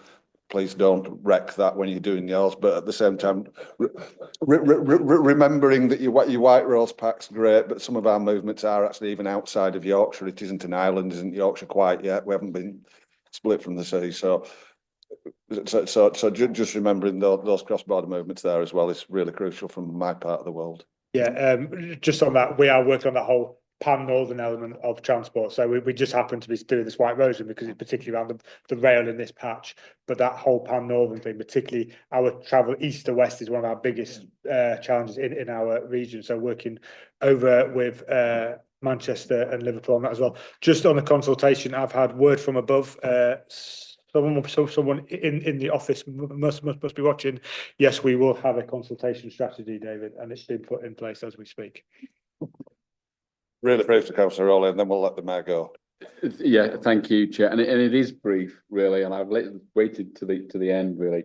Mayor, in your opening paragraph, you talked about local priorities and national influence, and you mentioned your meetings with both the Prime Minister and the Deputy Prime Minister. You'll be aware of this being a local retailer. Can you please just feed back to both the Prime Minister and the Deputy Prime Minister the genuine fear of independent retailers in York of the removal of the relief for retail for rates. And also the increase in national insurance. I can say as an independent retailer, as you are, that our colleagues are genuinely worried about the effects of the removal of the rate relief for retail, and also, as everybody is, the rise of national insurance. So please, can you, as an independent retailer and as a representative of businesses in both York and North Yorkshire, please feed those genuine fears back to the Prime Minister and the Deputy Prime Minister. Thank you, Matt. Thank you, members. We'll let you escape if you want now, and we'll also let members have a comfort break if you want for 5. We'll say just 5 minutes. As soon as we can, be back here. Can we record our thanks to the mayor? I mean, he has given us an awful lot of his time and answered a massive range of questions really positively. I think I said thank you to him.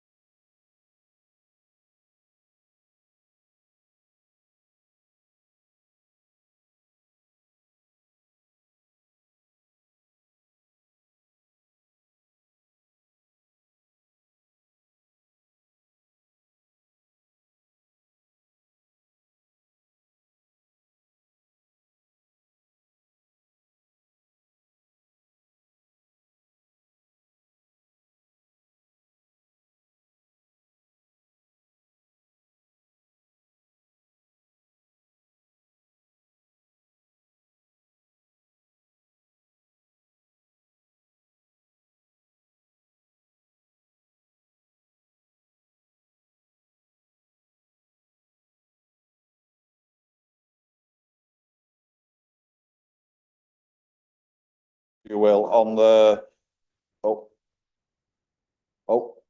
are you ready? Right, over to you, David, on our trade and investment service. It's going to be a quick presentation, then a few questions, and we'll see how well we move on with things. Okay, so just wanted to run you through a little bit about our trade investment service. I'm going to try and be as quick as possible because obviously the paper outlines much more detail around this. The first thing just to highlight, just before I get into some live case studies to bring it alive, is really the core focus of our team is to really punch above our weight and as a region and attract investment and people to increase international trade to the region. Ultimately, what we're trying to do is to create opportunities for people across the region. And that's something that we're all very passionate about in our team. The key way we do this is by giving very focused investor support. So when people are interested in our region or we find someone that will fit with our region, we act in a business type way. We translate the way things work in our region, especially with foreign investment. We really help people in a very straightforward way to get all the information they need and access to available sites within our region. Just to bring some examples to kind of bring the paper to life, really, I've got a few case studies for you here. Really, the first one I'll touch on is Shepley Spring. This is quite a recent one for us. So this is an example of when we get a competitive foreign direct investment inquiry. So in other words, somebody's looking across the region. In this case, it was somebody's looking across the region. Siri chipping in there, yes. Absolutely. So yeah, so we got an inquiry from a foreign direct investor who was looking actually at the Yorkshire area because of one of the brands that they own to expand operations and build a new bottling plant. So we were up in competition against other regions. We worked very closely with them, applied our common sense attitude to this and supported them in various ways. One being helping them to navigate some barriers such as the Environment Agency license applications and so on, and just trying to be really proactive from the start to get them everything they want quicker than anyone else could. And what that's led to is a £50 million investment in Flaxby near Knaresborough, which was on a site that actually had quite a lot of vandalism and was standing there still. So a really good positive outcome, and that's 80 new jobs leading to 200 by 2027. So really the key thing that came out of this that stands out to me is the company really highlighted how we've really supported them, and they were blown away by how much support they've had in such a short space of time. Sorry about this, pressing the wrong button. So the next one I'll focus on was a retention challenge. I can't go into too much details around this. Some of it is still rather sensitive. But actually, we had a business, Schneider, which many of you will know over in Scarborough, was looking at their UK site model based around Yorkshire and potentially looking at how they could grow and whether Yorkshire was the place that they should continue to grow or whether they should look at other areas that would be cheaper to operate. So you can imagine that was a bit of a concern to us. So we built lots of relationships. We pulled together a cross-working group from across Yorkshire, including North Yorkshire Council, but also West Yorkshire Combined Authority and Leeds City Council. Working with the Department of Business and Trade, we built an whole action plan and working group to protect this, but also try to grow it in our region too. The outcome of that work with some of our team there, we not only secured the 200 jobs that were already there in Scarborough, but we encouraged them by linking them to investors and developers. We got them into a new site and got them to commit £42 million to a new Scarborough factory that will show their long-term commitment to the region. And that'll also grow an additional 200 additional jobs. So that's, to me, a really good result as a team. It was a partnership, like with everything we do. But that's part of it. If you can make it really simple and you can work together as a region, that's what businesses want. They want it to be simple, they want it to be straightforward, they want to get the answers, and they want the support in a joined up type way across organisations.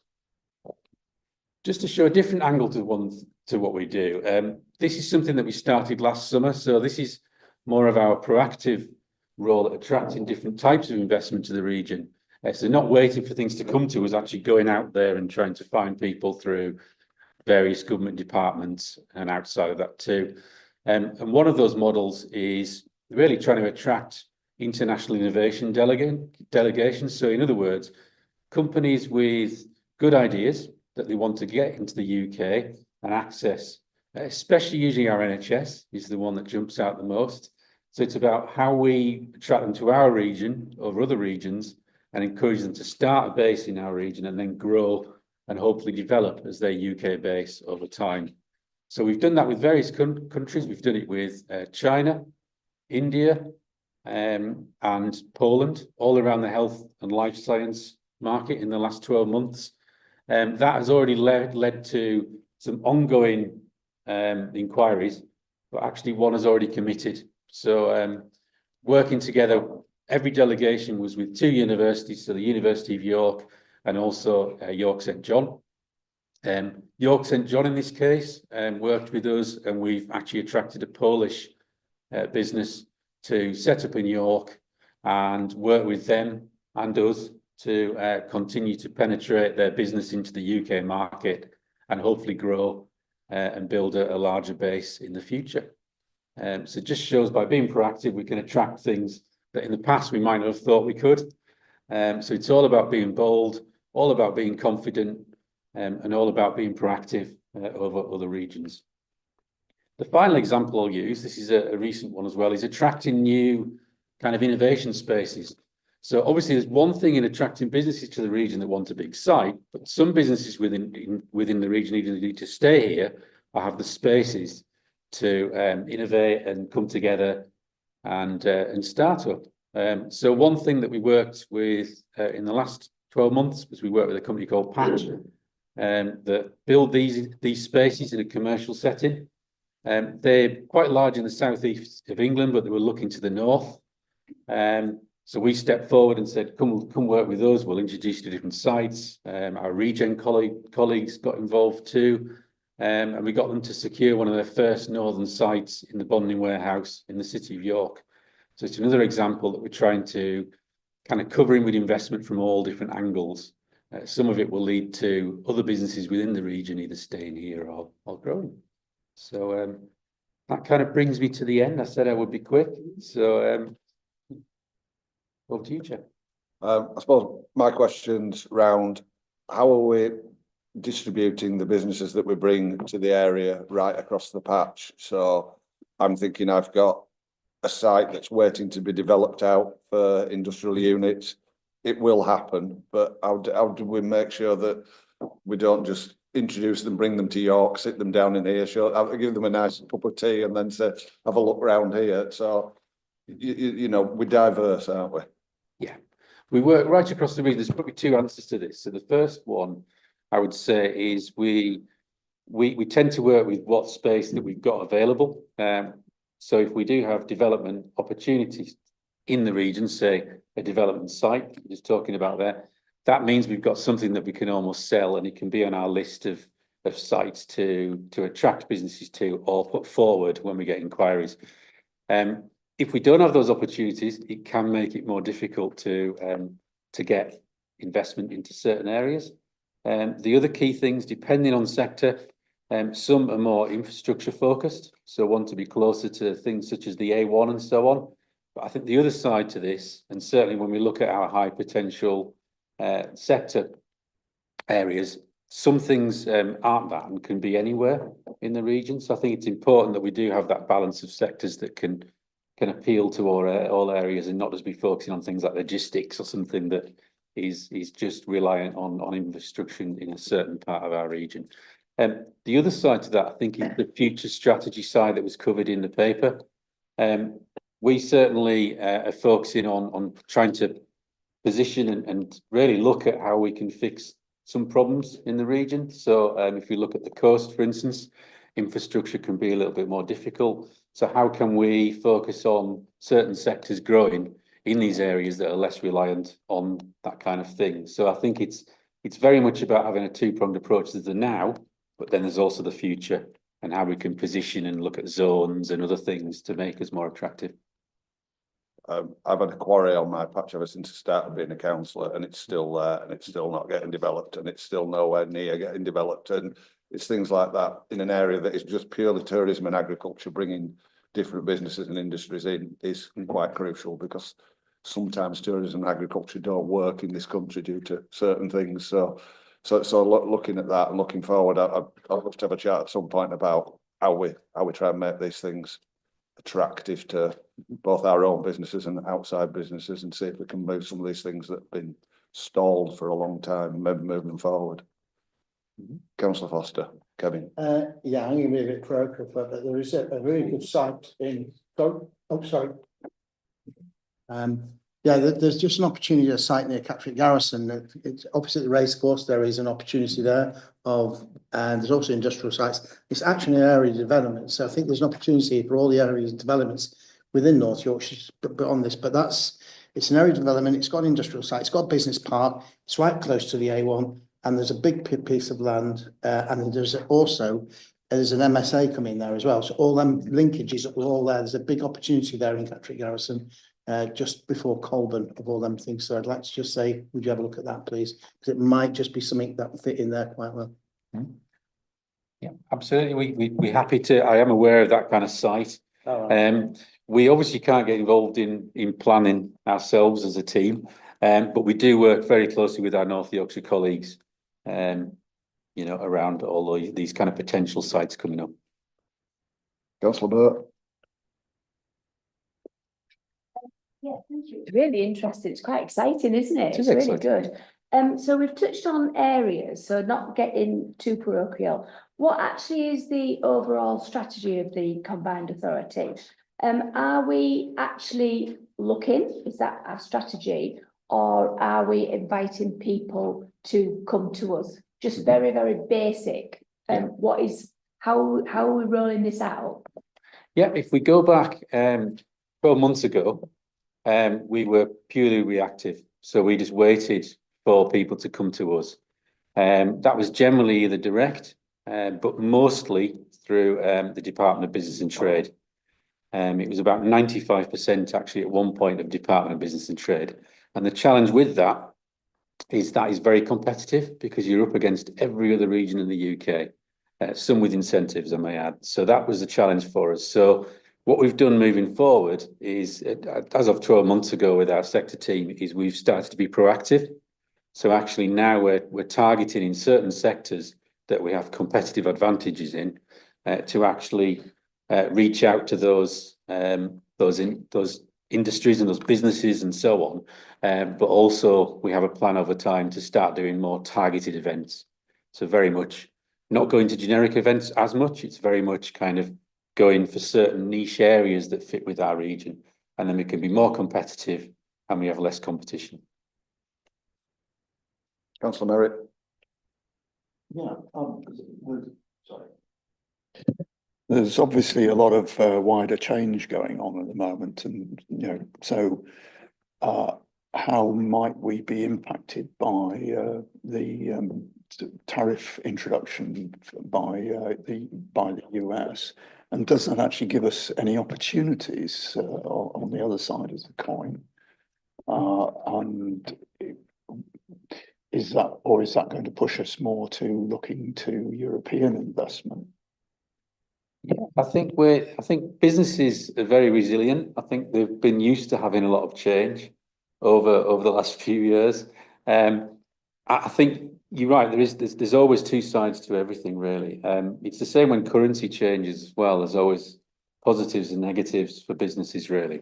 But I would say there's a continued appetite to invest in the United Kingdom, and the reason is we're such a big market. We're a relatively large population versus the size of our land mass, which is also quite attractive because they don't have the geography issues of some other nations. So we are attractive. We have seen certain things. Obviously, if we talk about the European side, so obviously Brexit made a large impact, certainly for food manufacturers in our region. You know, but then we are seeing people getting the confidence to start looking at new markets again.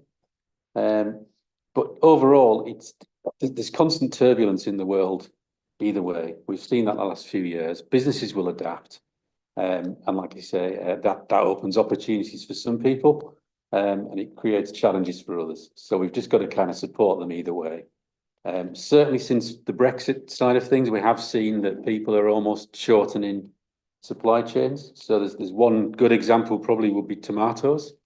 We've seen a lot more investment and people looking at vertical farms and so on to grow tomatoes in the United Kingdom, because obviously before many were coming from the Netherlands or Spain. So that still happens, but it's just become a little bit more complicated, which adds a little bit of cost. So it's actually helped in some ways, but again, there's always swings and roundabouts, and trade on the whole is quite challenging at times to deviate. Hence the reason in the paper I highlighted that we're rolling out programs to support that as we move forward. Councillor Waller. Thank you. It's just really looking further ahead and planning for something that would start to resemble a wartime economy, and recognising the increase in level of expenditure on defence and how that will impact on businesses within the region. Yeah, we do already have some defence type businesses in the region. I personally believe that we could have potential for more in the future. We have certainly worked with some inquiries recently. It's a good example where rurality, I think, plays to our strength. Defence manufacturers tend to want relative privacy and space. So the two things fit well. Absolutely. But yeah, but on the whole, it will be business as usual for many businesses. I think they'll just adapt. That's what they're very good at doing. But yes, we do need to address that as things change and as things work.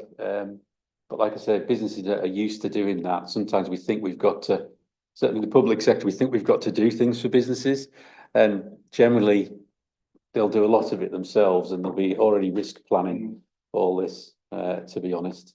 So yeah, so it's just about adapting over time. Not probably the best answer for you there, but nobody else is waving. As far as inward investment goes and wall footings and things like that, we obviously have listening stations at Menwith Hill and places like that. Are you involved with that end, or does that come under somebody else's remit for the employment there? Because it is quite a considerable employer in our region. yeah, I mean, the Ministry of Defence is a considerable employer in our region, which is, no, that's not really us. But saying that, you know, we do work closely. You know, so we do speak to them. The same with having GCHQ in the region as well. You know, in fact, we're just about to engage them on an innovation piece of work.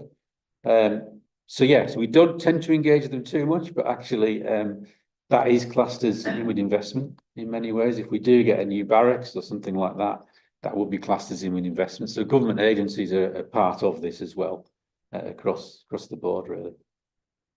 It's just Menwith Hill's more an American base than a British base. I'm wondering, sort of, you know, I think it's something we need to keep an eye on as new relations are formed.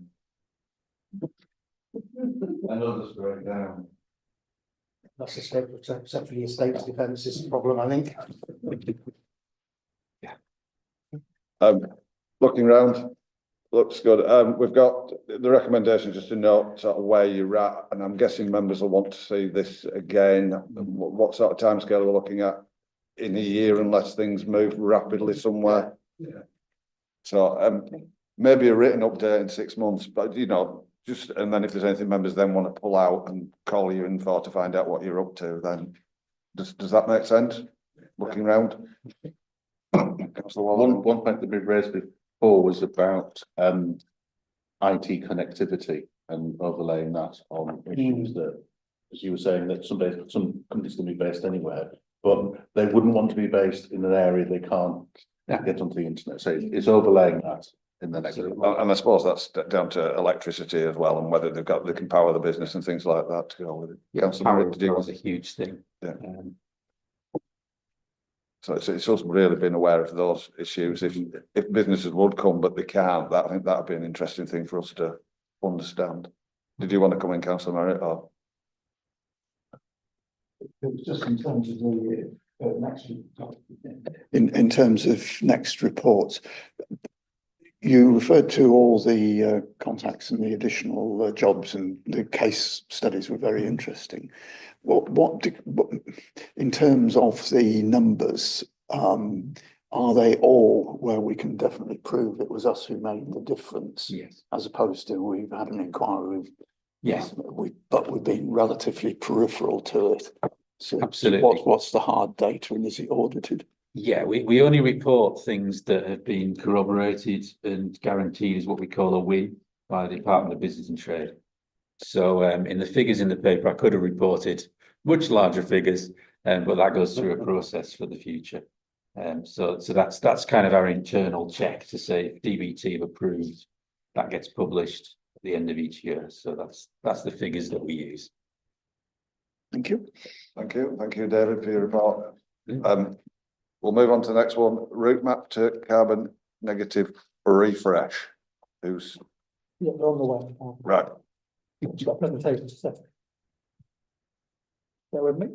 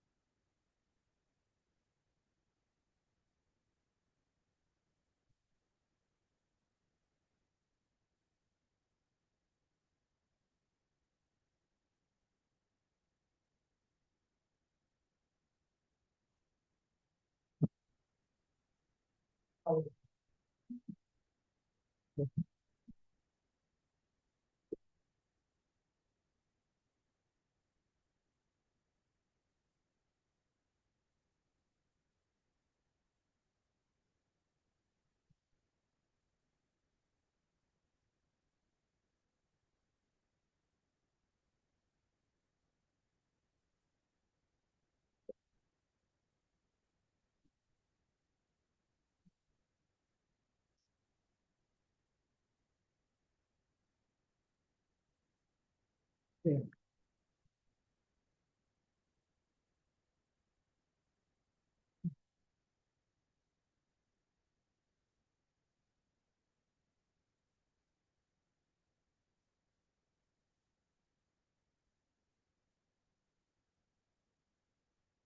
So, welcome, Lucy and Katie. We've probably all read your report, so if you want to be as brief as you can, and then we can quiz you. Seem to be like quizzing people today. And choose the microphone to start. So one. There you go. Brilliant. Shall I kick us off then? Okay. So I'm just going to give you a very brief update on the refresh process for our Routemap to carbon negative. So the intention is very much to give you a clear idea of what the process entails and give you an early opportunity to ask any questions that you've got and to really shape the process from an early stage. And then the intention is to come back to future overview and scrutiny meetings with more detailed updates and more detailed discussion. So just starting off with a bit of background, our Routemap to carbon negative was launched back in October 2022, and it was launched by the former York and North Yorkshire Local Enterprise Partnership. And the idea behind the strategy is to provide a really clear co-owned plan across local authorities and the private sector and other public sector partners around how we can get to net zero by 2034 and beyond that carbon negative by 2040. So now we're over kind of 2.5 years on from launching the strategy. We really want to take this opportunity to look at how it needs to change to be a fit for the future, which is the kind of rationale behind refreshing it. So we want to look at progress that we've made, areas where we might have made more progress than expected, but also the opposite, where we've made slower progress. Looking at where we've had changes in national policy and how that might affect our regional decarbonisation pathways. And then also take into account that we are now a combined authority. We were previously a local enterprise partnership, so we've got different levers that we can use now to help us get to net zero. So moving on to give you quite a high level overview of what the process entails to refresh the strategy. It is worth noting that with taking the retrofit strategy through a similar approval process, which Lucy will go through after this update on the Routemap, to try and streamline it, both from our kind of team's capacity perspective, but also to make sure that it's really seamless with stakeholders so that they can engage with the public consultations for both strategies at the same time. So to really ensure that we've got a strong evidence base for the Routemap refresh, we've commissioned 2 studies. So one of those is our carbon abatements pathway study, which sets out rebaselining our current emissions and then also looking at our in high emitting sectors, different potential pathways to decarbonise them. And then the second study we've commissioned is around looking at the impacts of climate change in the region over the next 50 years and how as a region we can best adapt.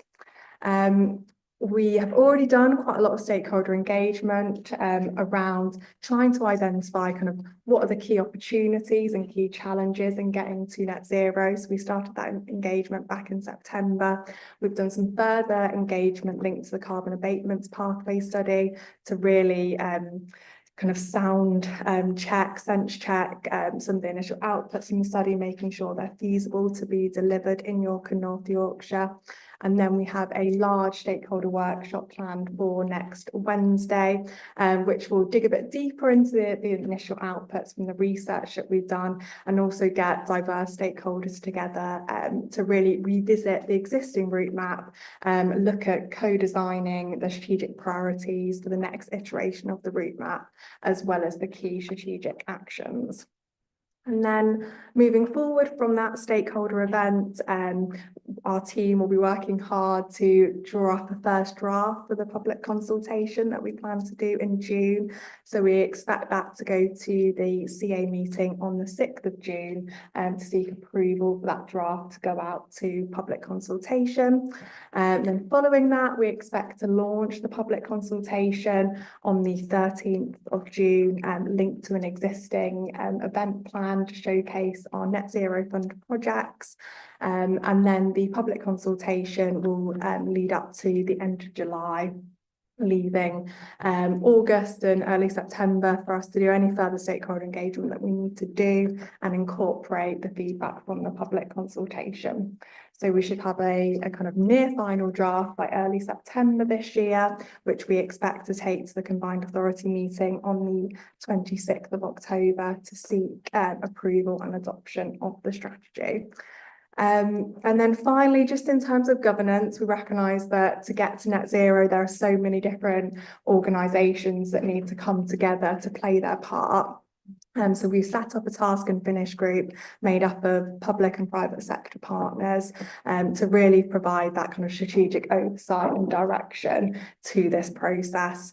And feeding into that, we're setting up a series of working groups for sector focused areas, as well as kind of key enablers like investment and empowering communities that will feed into that task and finish group.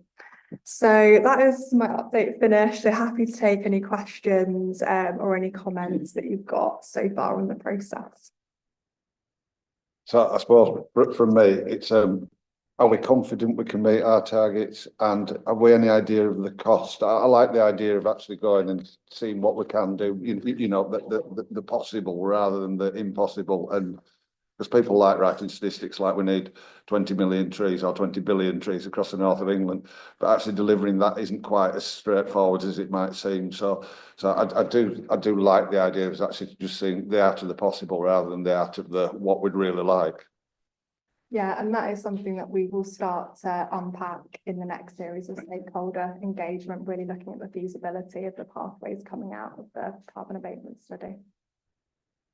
Do you want Kevin or? Yeah, I think it's really good that we've set some dates down. It's a really good, yeah, sorry. I think it's really good that you've set some dates and we've got something to follow now and see how we go through with it. It is an ever-changing world, but this climate change isn't going away. We need to deal with it as a matter of priority. As Combined Authority says, it's one of their priorities and we should treat it that way.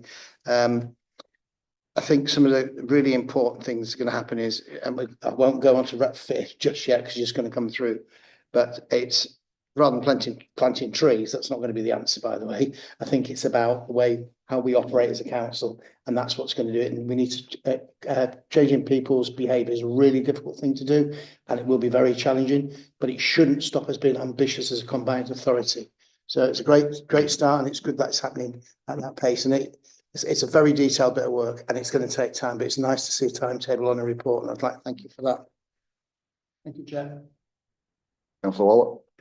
Thank you, Chair. And following on from your comments, I think my interest is in the delivery and helping those organisations and buildings that they can do it, but they need connecting with the grant funding mechanism, and those are inevitably there's a short window to apply, and then you've really got to have your plan ready. So it's understanding how this will help organisations to get their plan ready to overcome any blockages in the system, such as bats in the belfry when you've got a church roof that could have PVs, and it's also the mechanism by which you verify companies, because it's a one-off investment, and having certainty that you're engaging with a company that will deliver what you're hoping for is vital. And previous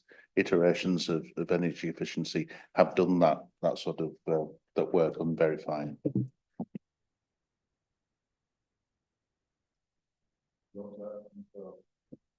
Yeah, so I think they're both really good points, and we can make sure that's kind of weaved into the engagement process, and also looking at, in terms of finalising the carbon abatements pathway study, ensuring there's some clear recommendations in that around funding and how we can overcome any of the blockers that we've experienced to date.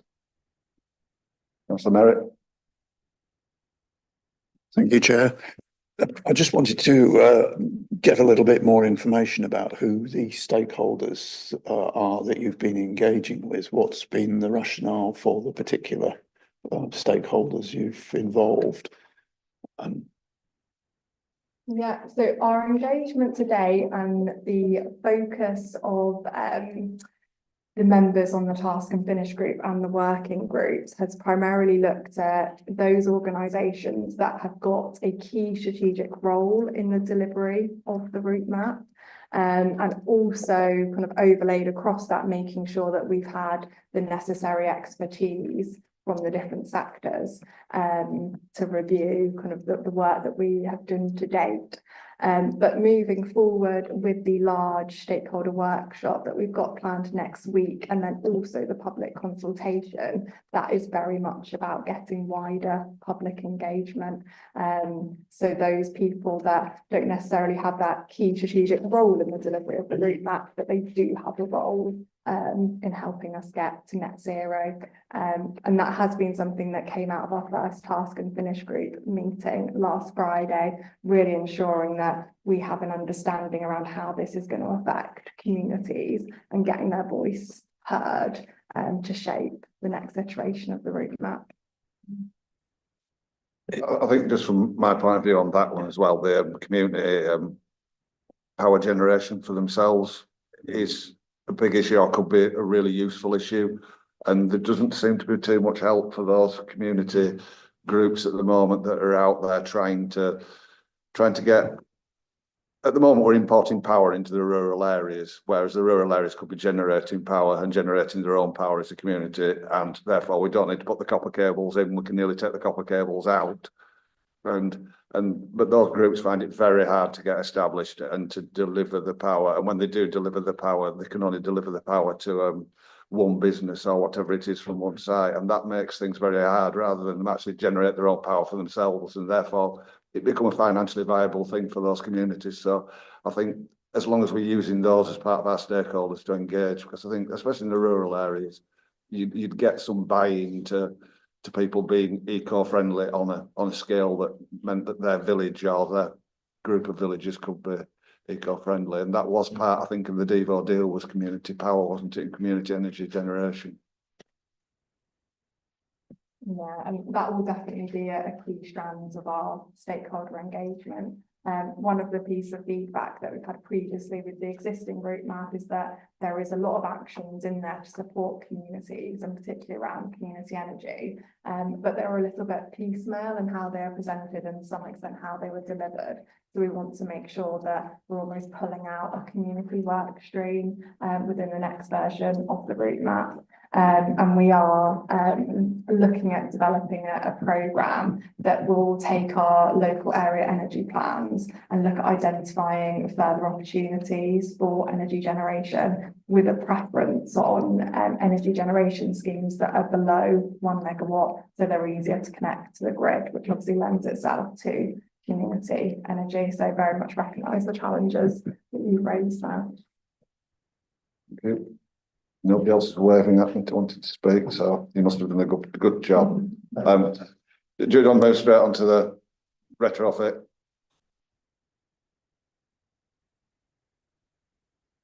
Yeah, so Casey's covered quite a lot of things that would come up anyway. So just to go back to the recommendations in the report, which are to provide feedback focused on how local authorities should be involved in delivering the retrofit strategy, how the implementation of the retrofit strategy should be governed, so such as by a steering group, and who should be involved with that, and how the implementation of the strategy should be measured as well. I won't go into too much detail on these, but these are the timelines that Casey just ran through. The key difference with the retrofit strategy compared to the Routemap is that we started building an evidence base for it in July last year, focused mostly around skills in the area and understanding what skills we have in York and North Yorkshire in terms of retrofit, and also what data is available on our buildings and other factors like skills and health and those kinds of things. And then we did some engagement in October, so we had an all-day workshop with 50 stakeholders to create a lot of what I'll run through in a second.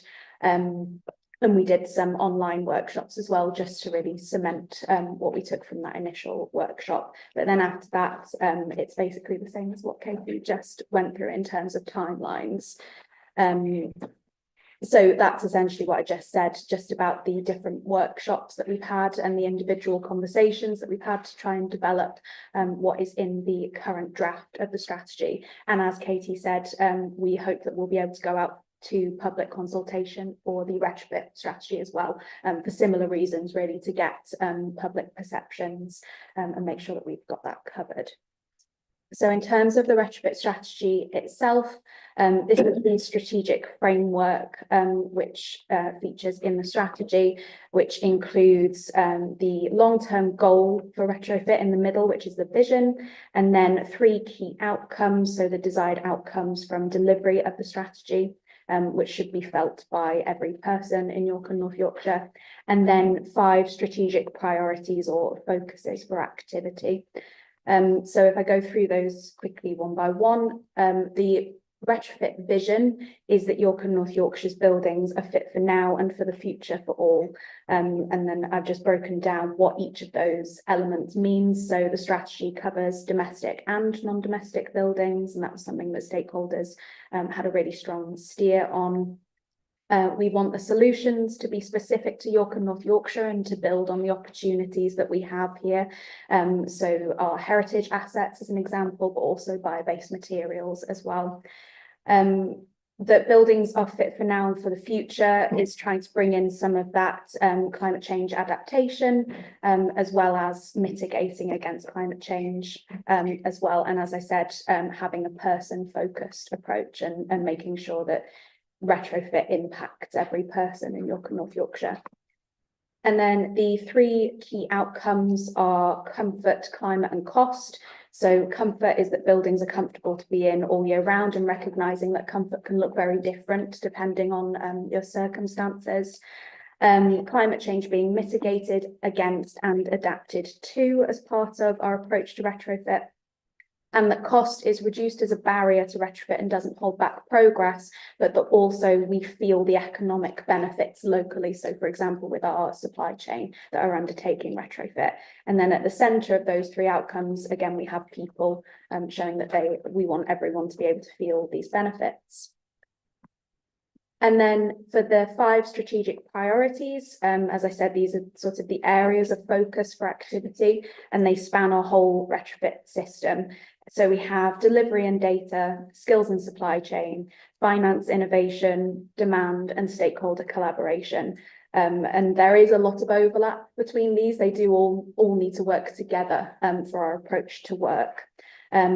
So each of these strategic priorities is broken down into an action plan, which is the how of how we will achieve the strategic priorities. All of these were created using that research that I mentioned earlier and all the feedback that we've had. The strategy is designed to cover up to 2034. So the idea is that it will be updated throughout this period to reflect new activity, because it's such an active space. The different actions in there range in terms of impact and resource requirements, which is shown through the colour coding that's up there as well. So some of them are already being delivered or already have resource secured. Some of them do need significant investment over time. Some of them have a really big impact, etc. They're all in the appendix that was attached to the report, the full draft strategy. But some example actions that are in there, one from each section, are the regional retrofit network, which is essentially an opportunity for the supply chain to get more information, to share ideas. Then a one-stop shop for retrofit, so having that single point of access for customers or consumers to engage with retrofit. Preparing for a single settlement, because we know that government is going in the direction of supporting combined authorities to do more retrofit with single settlements. And although we're a new combined authority, that could be in our future. So making sure we've done some groundwork around that. Creating a retrofit dashboard, which links to the data element that I was talking about earlier. So just trying to make sure that all the information we have in retrofit is in one place, so that it makes it easier for us to be strategic. And then continuing regional relationships, so working with other combined authorities like South Yorkshire Combined Authority, etc. And I think that is everything that I had to run through. No, thank you, and thank you for the body of the report. As somebody who's attempted or attempting, should I say, to retrofit their own house in the Yorkshire Dales, and the difficulty and the disruption that is caused, is that, do we take that into account? Because reality is, for some people, it's never going to be an option while they live in the property. And whilst you can cavity wall insulate, the walls don't have cavities, and so what you're doing is basically major renovations to your property. And I just wonder if we've got our heads around that. I think we can do the council houses quite easily. We've got the plans, we've got the skills, we've seen it done. There was a programme, I know, that operated in the Old Craven area, that we delivered on retrofitting some houses and getting people in. And I think more of that across the patch, so people understand how to retrofit a house, is very important. But I don't think we've got down to the nitty-gritty of some of those really hard rural houses yet. Yeah, it's definitely something that's come up through the co-design of the strategy. I think crucially, retrofit is something that will be unique depending on the building. So there are a lot of buildings that are exactly that, as you say, particularly some of the more historic buildings, and they need a unique approach that fits their characteristics. Some of the disruption, obviously, it's a really big barrier for people, especially undertaking it themselves. So it's something that I think should be included in any one-stop shop model, is trying to minimise that disruption wherever possible, but also be very upfront that there is a level of disruption that people will experience. So yes, it is something that we've considered as part of the individual projects, but also in the strategy as a whole. Councillor Merritt. Echo some of your comments, Chair. I've been doing the same, and last year a year before, went round a number of properties in York, which were on an open day, where they'd been doing retrofitting. And I think the thing that really hit me was the sheer cost. I mean, you know, the properties I was looking at were just typical ordinary York properties, a range of from terraces to sort of 1950s suburban, 1970s stuff, and all of them to do a comprehensive retrofit, you know, both fabric, both heating systems and all the rest of it. You know, we're talking 50 to 70 grand a property. And how many people are in a position to afford those sums of money? There is a major challenge here if we are to do it, and if, you know, we aren't going to make rapid progress on this other than with the wealthy and very committed. So, you know, cost is the first issue. The second is confidence. If you're going to do that work, that sort of work, you want to know it's going to be right. And there's been horror stories around from previous work. How do we get a system where there are assured suppliers who you can have confidence in will deliver the project, will have the necessary insurances if things do go wrong to then put things right, you know, and so on. Where do you get that information about who are the reliable suppliers? I think whilst your strategy recognises there's a challenge around this, I think actually unless upfront there is a part of the strategy that addresses how we are going to engage with people and their own homes and all the challenges that are involved, it is just going to be too big a hill to climb for 95% of the population. So tackling those sets of issues is going to be absolutely central to this. There's also issues in terms of fabric. Do you do internal or external? External, there's planning issues. Are the planning policies, the two authorities involved, right to actually facilitate that? Because external is a lot less disruptive potentially than internal, and might actually be attractive to people. But then if you've got the massive planning hurdles to get across. So I think there's a whole set of issues that need proper researching, proper engagement with the public, trying to find out how they can be addressed. Third and final point, at least in urban areas, you've got estates of houses that have been built to similar standards. In terms of addressing the costs, then there's opportunities from scale if you can actually get community involvement from an estate and actually get a volume that enables prices to be driven down. So I'd put that as another thought into the hat of what goes into the evolving strategy. Thank you. They're all really, really good points. So on cost, yes, it's a huge barrier to most people. In terms of retrofit, as you said, there aren't that many people who can afford to just spend that money themselves.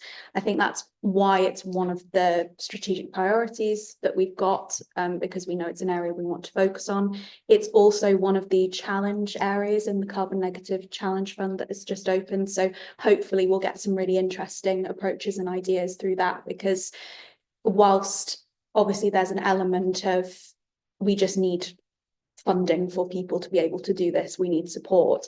It would be good to come up with some options that will work for different people, because everyone will require a different option. In terms of the confidence in installers, again, it's a really big issue. It's something that the one-stop shop idea as a model should hopefully address, and the Retrofit one-stop shop for York, or the Rossi project that City of York Council are leading on, that we're involved in. The one-stop shop that's being developed as part of that does have a supplier marketplace, which is everyone that goes onto it is vetted against a list of criteria, and just making sure things like, have they existed for long enough as a company? Have they got the relevant training that they need to, and those kinds of things. So it'll be interesting to see how that model works in terms of providing that confidence, as you said. But it's something that we'll need to factor into the supply chain strategic priority of the strategy as well. And then the estates being built to similar standards, and that sort of lots of houses have similar requirements, less so with non-domestic buildings. I think some of that will hopefully be picked out in that retrofit dashboard that I mentioned in one of those example actions, because the idea is that we can gather as much information as possible and use that to make strategic decisions. So for some places that could be, oh, well, there are actually 20 houses that are almost identical in terms of their fabric, in terms of their demand and how many people occupy them, those kinds of things. So hopefully it's something we can start to be a bit more strategic about, and understand where there are slight differences, how we can tweak our approach and things like that. Thank you, Chair. I think looking at previous plans that have been developed, certainly by Leeds City region, it was about recognising there are so many pre-1919 terraced houses that in order to address the issue, it was better to look long term and build the capacity so that the unit costs were brought down, but also the supply chain and the skills training. So it was better to spread it over a longer period, but have more confidence that it was going to be delivered. The other question relates to recognising the disruptions. So the disruption as you're doing the work, and it's recognising that air source heat pumps, it's not the same as replacing a gas boiler. There's a lot more there's a lot more disruption involved with it, and it's just facing that up. But also there have been pilots in some terrace houses in York, and one was just a few doors down where I used to live in Lehman Road, and the amount of space that was lost when people saw it, that became a deterrent to say, well, actually, if that's the system you're using, I'll live with what I've got. So I think it's recognising that what in theory will reduce energy consumption, there's got to be that livability that people buy into. So if there are new systems that come along, just as the solar panels aren't as heavy as they used to be, and therefore there's more church roofs that they apply to, there's technology changes, but it is vital to have the one-stop shop verifying that as this new technology comes along, that people can trust it. Yeah, again, completely agree with all of those. On the disruption and the space points, again, those are things that come up all the time in relation to more people undertaking retrofit work themselves. And it's something, I think a key part of getting that right is the communication that's as part of the one-stop shop, but also wider. So for example, once the strategy is finished and it's published, articulating what that means for the general public, because things like, as you said, with the space, it's not obvious that you will require more space for different technologies. And as you said, it's different depending on what technology you're using. So being very clear and upfront about that from the offset, so that hopefully it isn't a surprise, and those that are still keen to do retrofit themselves understand that going into the process. Yeah, just a couple of points. I think with disruption and clearly with some of the things that, one of the things we must do is educate people why the source points work, because one of the things they do is people like to turn dials up and down, and that just makes it more expensive. It's an absolute nightmare. We had a case in the previous Richmond District Council where we put them in, they were working fine, but they just couldn't do it, and they ended up taking them out because they had shocking bills. So there's a lot of education we do with this, and it shouldn't stop us being, I'm not saying it's not difficult, but it shouldn't stop us being ambitious. And what we need to do is promote this to people and show them what the upsides of this is of, you've got energy security, we all know what's going on with that. They're the benefits here. So there's, yes, it's tough. I'm not saying it's not, but there is some stuff why it's a good reason. I think there's two ways of this, but let's not be ambitious. Let's be ambitious and see how far we get with this. There's no harm in trying really hard. Thank you.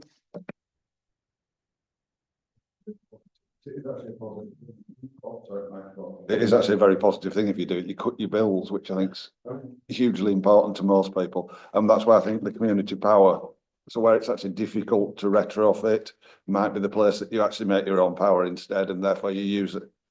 You use renewable energy to deliver it rather than actually, you do retrofit where it's easy, but it works. With a few recommendations here, and it's how local authorities should be involved in the retrofit strategy. I think they are. I'm assuming they are. I mean, I know North Yorkshire are retrofitting quite a few of their council houses themselves to start with, along with our own buildings and things. I would assume York is too, but if you feel we aren't, please let us know, and we'll rattle the right cages to make sure that those organisations are involved. And then the other ones are, how should it be governed? And I think coming back to us is quite happy for us, for you to do that and report back in how well we're doing and how the numbers are looking, and if there are levers and stuff that either way or the mayor can pull, I think that'd be really, really useful. But I'm looking around, nobody else asking questions, so thank you both. And we'll work on a timescale for coming back and you informing us as to where you're at and how it's going, how it's moving forward. So thank you both. So we're moving on to inactivity Trailblazer, but we're not allowed to call it inactivity anymore. So Tracy, I believe it's over to you. Yep, absolutely fine. You've got to press the green button on your thing if it's not been pressed. It's the microphone. Right. I'll warn you, but we've been sat here for 2.5 hours, so so the quicker you can do it, the more attentive we'll be.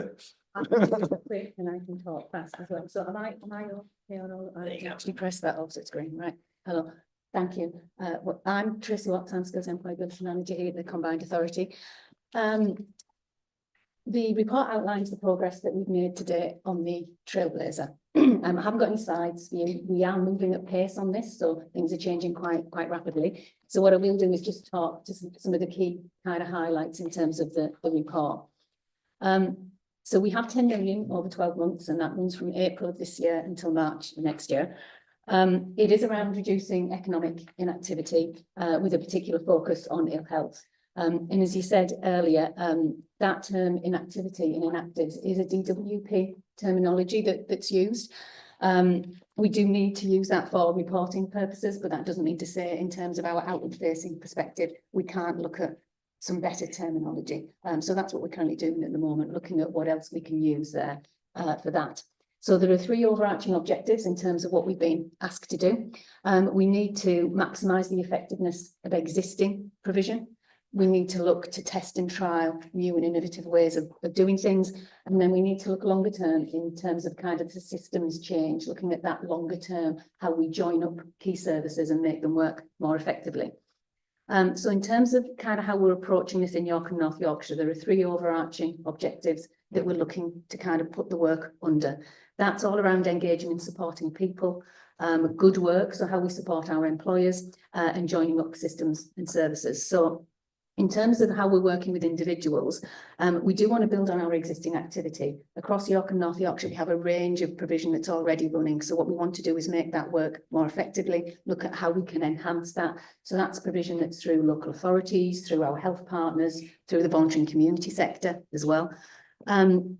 that will mean what we can actually do is tailor some of that provision to meet some of the key target cohorts, some of the key communities we want to target as well.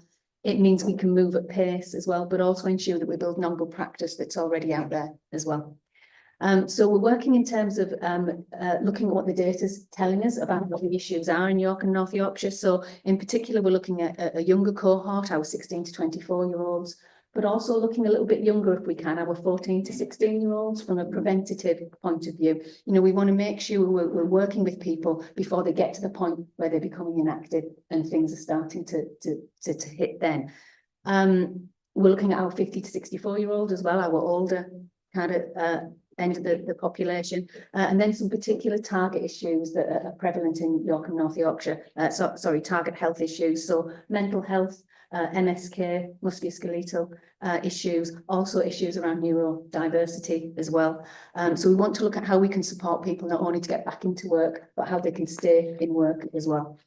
We want to target as well, because of the geography of the region, any barriers around rurality and accessibility as well. The second area is around how we support employers, because we can work significantly around helping people to get more ready for work, but actually if employers and the business side of things aren't ready, then we're going to hit some problems as well. So we're going to work on both sides of that. Again, like the work with individuals, we want to support existing provision that's out there. So provision through our local authorities and the work that they do with businesses through the Growth Hub. We want to make businesses more aware of what's already out there as well. There is a lot of provision there. Things that have come up in particular through the consultation and co-design work we've done is support around HR for small businesses, but also around occupational health as well. And the other option we're looking at is around self-employment as an option for individuals. So that would be kind of more the business startup side of things and how we can help people that are inactive look at that as an option, a viable option for themselves. We also acknowledge, though, there are significant financial costs for businesses. So we're looking at kind of financial incentives, funded work placements, things like that. We got a lot of really positive feedback about the Kickstart programme that ran some time ago and how beneficial that was for young people and for businesses. So we want to look at some provision around that. And again, a preventative element that is looking at people that are in work and working with businesses to try and prevent people from falling out of work due to ill health. And then the last pillar is joining up services and support. And a central pillar around this is the work, health and skills interchange. Now, this is a new model that we've been working on for some time now with our local authority partners. It's something that's come up in lots of research and consultations that we've done, that basically individuals and employers just find the system way too complicated. If they're looking for help around skills or employment, it's a really difficult system to navigate and it becomes overwhelming and people disengage from it. So the idea of the interchange is actually to provide a coordinated point of access for people, whether you're a business, whether you're an individual. We want to try and bring those services together. So there's 3 tiers of support we're scoping at the moment. There would be a website that people could get information from. There would be some dedicated advisors that can actually do some more of that intensive hand-holding and support for individuals and businesses. But we're also looking at a place-based model. So what we want to have are what we're calling place-based navigators. Now, these are not new roles. These are people who are out there. These are our health professionals working in GPs, surgeries. These are our people working in food banks, in libraries, our current business advisors we have on the ground. What we want to be able to do is to train them and support them so that they can actually have those conversations with individuals and businesses, be referring people into the interchange for further support or into wider support that's out there, but just help them actually navigate what is a complex system. So they're the 3 tiers of that. We're currently developing that concept a little bit more, but we do see it as quite central for the Trailblazer to help us join everything up as much as possible. We're looking at some funding for research as well. We don't fully understand about our inactives and our employers and what would help them. So if we can use some of this funding to do some kind of deeper dives around that so that we can understand the challenges a bit better, it means we can tailor our provision better as well. So then just briefly, I've nearly finished. In terms of how the delivery model's shaping up, we are looking at a mixed model of delivery. So that will involve procurement, it will involve in-house delivery, it will involve grants. The reason we want to do that is that If we're going to hit these key target groups and communities, we need a variety of kind of delivery models and methods to use. So this will enable us hopefully to engage with as many organisations out there and provide funding so that we can start to get into those communities and reach those people. We've also set up an interim project officers group. Somewhere's that flown somewhere, yeah. We've set up an interim project officers group, so that's made up of officers from the combined authority, from the ICB, our health partners, and local authority, as well as Department for Work and Pensions. That's helping to kind of steer the work that we're doing at the moment. And we've had a series of events. So we've had a survey, an in-person event. We've had some focus groups with employers and health partners as well.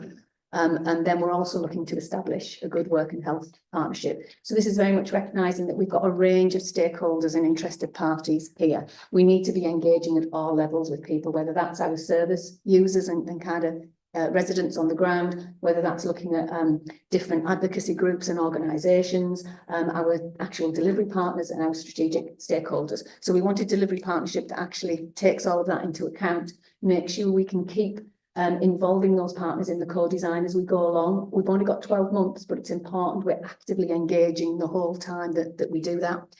And then finally, we have, through the Combined Authority Skills and Employability Working Group, which is a broad-based group. We've got partners from local authorities, health partners, FE colleges, HE. Yeah, it's a very broad-based partnership that provides advisory support for us as well in terms of the work of the Trailblazer. So that's a real kind of skip through the report and an update as to where we've got to at the moment. Next steps, we will submit the delivery plan on the 14th of March, which is the end of this week. There will be feedback from Department for Work and Pensions around kind of what else they may want to see in that. And we're anticipating at the moment that the grant funding agreement will probably come through mid-April, but we have been told we can claim retrospectively for anything that happens before that date. And that's kind of currently where we are with the Trailblazer. As I said, it's fast paced and the deadlines are tight, but we are responding to those deadlines. Councillor Burton. Thank you for your presentation. It's something that very much interests me. There's an awful lot in here. There has to be. I'm very glad to hear from the start that you're going to try and not use this term inactive, because I think it's highly insulting, to be honest. It's really, you know, and I know that's not your fault, but really awful term. There's so many challenges, and how do you stop people falling out of work with ill health? And that's also about educating people, but also educating the employer. I know from personal experience that if you're ill and you know that you're going to be a long-term ill, you quite often you'd leave your job because you don't want to make people be a burden on society or on your employer. But actually, that's a very bad thing to do, because it's very hard to get back in then. And you have so that's the whole area of engagement that you're going to have to do with employers as well. And I'm sure you know about Disability Confident, the scheme, which has been really badly discredited. I know there's a report going to the Senate in Wales about Disability Confident, and they're asking for a complete restart of this programme, because it just does not work. It's rubber stamping. People are saying, well, we've done this course on Disability Confident. I know a lot of disabled people say, oh no, not, because people think that they know everything about disability, and they often don't. Your Access to Work scheme is in tatters at the moment. It used to be such a good scheme. It's one of the best kept secrets in the government. Access to Work. I don't know if everyone knows what it is, but it's it's a 6 month wait now. If you're disabled, you need reasonable adjustments from the start. You can't work for 6 months without the adjustments that you need. So I think you've got so many challenges. I really wish you luck, but I worry. And I mean, and the research, and yes, you do need the research. Is it going to be a co-production with the people who are actually not working because of their health issues or whatever, so that it's true co-production? It's not, oh, we're doing this co-production, but you will do this, you will do that, we'll find this about you. Is to find out what they want and how things can change to help them. Because I know an awful lot of disabled people do want to do some work. They might not be able to work all the time, but they could. I remember I went to the launch of Disability Confident in London with David Cameron talking about a constituent whose daughter, I think she did about 2 hours a week in Marks and Spencer's, and it changed her life. She thought it was fantastic. I mean, Marks and Spencer's are a great employer on disability. They actually are doing Disability Confident really, really well. There are a few others like Waitrose, I think, and John Lewis, but they're really rare still. And you've got to have that flexibility for people. You can't suddenly make, you're not Lazarus. You're not going to make people take up their beds and be well again. So I think I'm torn on this initiative because I think it sounds great. I just don't want there to be sticks there. There has to be carrots more.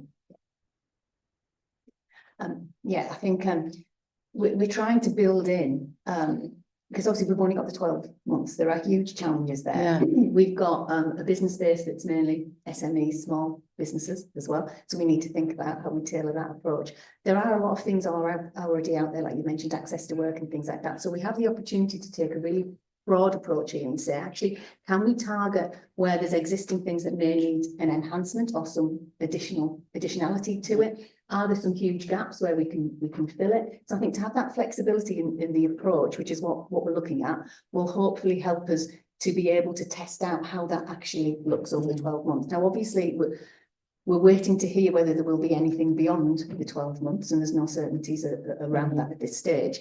But what we're trying to do within this short period of time is learn as much. And I think your point about that kind of research is going to be really important. While there's elements of delivery you can do within 12 months, this is as much about learning and looking as to how that can then inform how we move forward and what comes after.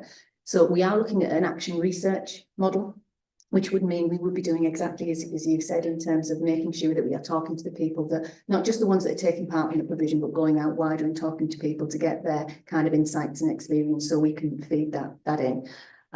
So yeah, we are looking at as much as possible to be able to do that, but there are definite challenges. We can't deny that with this, but everywhere is in the same position. Yes. The 8 Trailblazer areas, we're all in the same position in terms of. I mean, if you could put more money into access to work to get their I don't know what's happened, because in the past, I know that I've applied for access to work before I've started a job, and it's been there waiting for me. Well, for instance, I was a teacher. I had an interactive whiteboard before any of my colleagues did. It's over 20 years ago, because I could see it would really help me. I had it in the school on day 1 of this term when I started, so that I could use it. Now, if you've got to wait 6 months, you're probably going to be off sick after about 3 weeks without the aids. There's reasonable adjustment. So I think I think it's a great idea, but I think at the moment, with the things as they are, I think the challenges are really going to be almost impossible to overcome. I hope they're not, don't get me wrong, but it's got so bad, the systems. I think it got really bad during COVID. So sorry, I'm an expert on this area, so and it fascinates me because it's something, I do see. It's like the girl who worked in M&S for two hours a week, and it changed her life. She could see a reason to live. Huge, yeah. Yeah. So good luck. Thank you, Chair. Just to bring other aspects into this. Very interested in your mention of 14 to 16-year-olds. I think that is vital, and I think it's important that schools can access this, because they know the kids who, without intervention, will end up out of the system when they're 16 plus. So it's money well worth invested. I think it's important to avoid stigmatizing people, which we've talked about before, but also communities. I represent a ward where, you know, a lot of professionals have pointed the finger and said, oh, well, you know, they're unhealthy, they're not achieving, but actually there should be a demonstration. Well, what are you doing to address this? What are you doing to help people? And therefore, if there is positive feedback in terms of information about the real barriers and understanding, that's something that DWP and the ICB ought to be addressing before they start jumping up and down and saying these people aren't working. Well, there's a story behind each person, and I think we need to get that information. So that's important, so that we know going forward how it is that we can make that difference. Thank you, Chair. I think you answered your own question. And you were getting nods. Councillor Burke. Thank you very much. Thank you very much for your report. This is what I do in my day job. I live, I breathe it. I'm a DSL and I've got 25 years of experience, and I've noticed the changes, and we are in such challenging times. And I would like to thank my two colleagues for speaking so eloquently about two areas that are really, really an issue that we need to grapple with. And we don't want to stigmatise anybody, because it can help in any areas. But the main point that I wanted to talk to you about is the area of the 14-year-olds, because I've noticed the ability of the maths and English attainment has declined. And if we can nip things in the bud early, then you are more likely to get less complaints. So it's really going back to what was said before about engaging with the schools. And at the end of the day, we know these people, we know where they are. We really do need to sort that out. There was about 14 years ago, there was an initiative where, you know, kids who didn't engage, they did other things, and that was very successful. And also what we need to think about is I work with a lot of employers, probably just two people in their business. And what they say is that they would be more than happy to engage, but is there any kind of tiny, small financial compensation, which actually just starts the whole catalyst? It's a little bit like Councillor Burton was saying about the 2 hours in Marks and Spencer's. But the small employers, you know, in Ripon or Scarborough or Malton or wherever, they just can't cope with it all because they've got so many pressures. So I think, you know, I could write a book about it all, but there's so many challenges, but there's a few little key areas that I think we could dive into.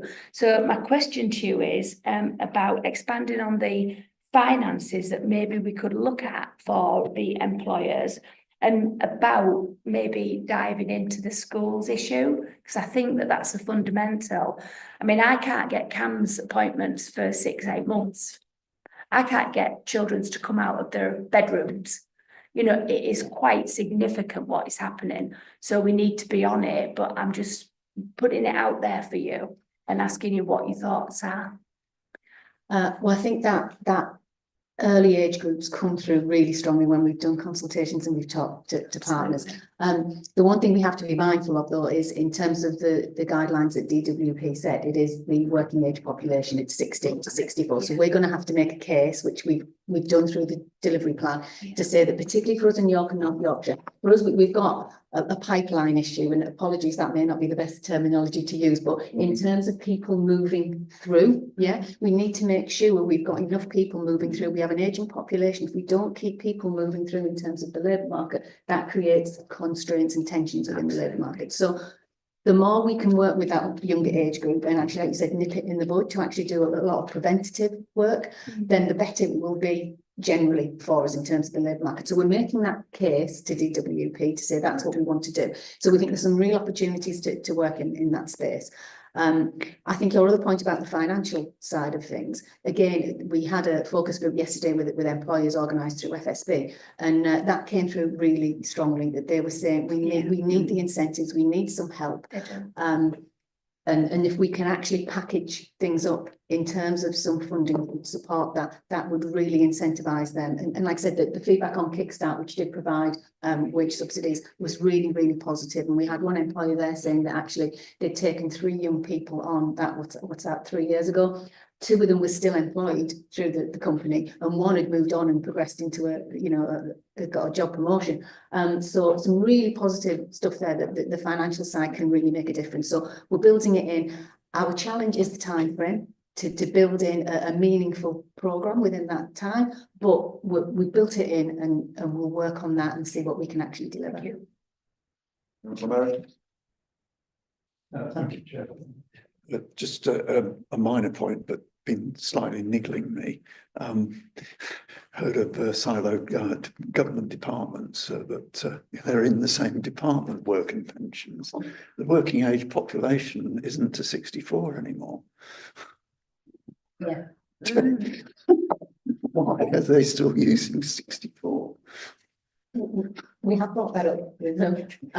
It's just how the data is collected, but yeah, that's not the working age population. I think again for us as well, we've got that aging population. We've got people that we know are wanting to work beyond that age as well. So I think this is something we're going to have to talk to DWP, with the kind of the pre-end of the 14 to 16 end and the older end, and see if there's any flexibility around that. But at the moment, we are stuck with the 16 to 64. Yeah. I think from my point of view, we'd still seem to fail to link employers with staff. And we have loads of firms saying, no, I can't get staff. But just the jobs fairs, those sort of things, and doing it early. So kids at school can think, if I do this degree, do this, I go and get that degree, or I'll be employable at the age of 16 to actually go into this business and at least do something. I still think we do miss that somehow. That's right across, in actual fact, the mayor's piece is that it skills into the labour market. And my other one is I have a friend who's retired, relatively young, good private pension, doesn't need to work, come out of work. He actually does sort of start doing bits and pieces. And it's really how you get those people as well. I mean, it's a completely different market. It's how you get those people to maybe do some of the stuff, do some of either the training side of it or relate them back into the people who are struggling to do jobs or whatever it is, and how you actually use those people, and even on the voluntary sector, the voluntary sector, and actually use the time, because in actual fact most of them are quite bored, and they've retired, a lot of them retired into absolutely nothing, and they're sort of thinking, I should have really probably kept a bit of a job. And they do go out and they are doing things, but they're doing things way below the level that they probably should be doing and the help should be giving. So I think those are 2 things. But good luck with this. This looks like it's a rapidly moving project and probably needs an update to the next one, whether you do it in person or certainly a written one. But because the speed that this is going to go through, I think we need to, because you've got a year, haven't you? Yeah. And we sort of need to, I think members seem quite keen on this, so keeping a good eye on this as it moves forward is a good plan. We'll work with our work programme to fit you in, but we'll be happy to keep listening. And if anything does come up that you need a bit of scrutiny over, or are we doing it right, can you let us know? Thank you, appreciate that. Thank you. On that note, thank you for your time and we'll work programme. We've pulled some things down from today. I think there's some things that the mayor's now doing that I'd like a nosy at. One is a staffing structure, actually, of what's happening and where people are coming in and where people are being employed. And I just fear that we're employing double and treble between York, North Yorkshire and here. On the combined authority, just working out how that's working. I know they're trying not to, but I just feel that so us understanding that would be really quite contingency, I think. I think, Chair, that's something that we can maybe do outside the meeting in terms of, I think the document really exists. But I suppose it's us quizzing it and the gaps that the mayor thinks he's going to have in his staffing structure. The other one is the brownfield sites. We've got some numbers and some figures, but we haven't really got a lot of detail about what it's delivering yet. But what it's delivering as far as affordable housing and what it's delivering, just numbers of houses really that's delivering out to that. Is it 13.6 million or whatever it is at the moment? So us understanding that, I think, could be something useful. That can be done outside the meeting, doesn't necessarily need to be done inside. But those are two that I've picked up on. We're not. The staffing wouldn't be a mayoral questioning, it would be a chief executive.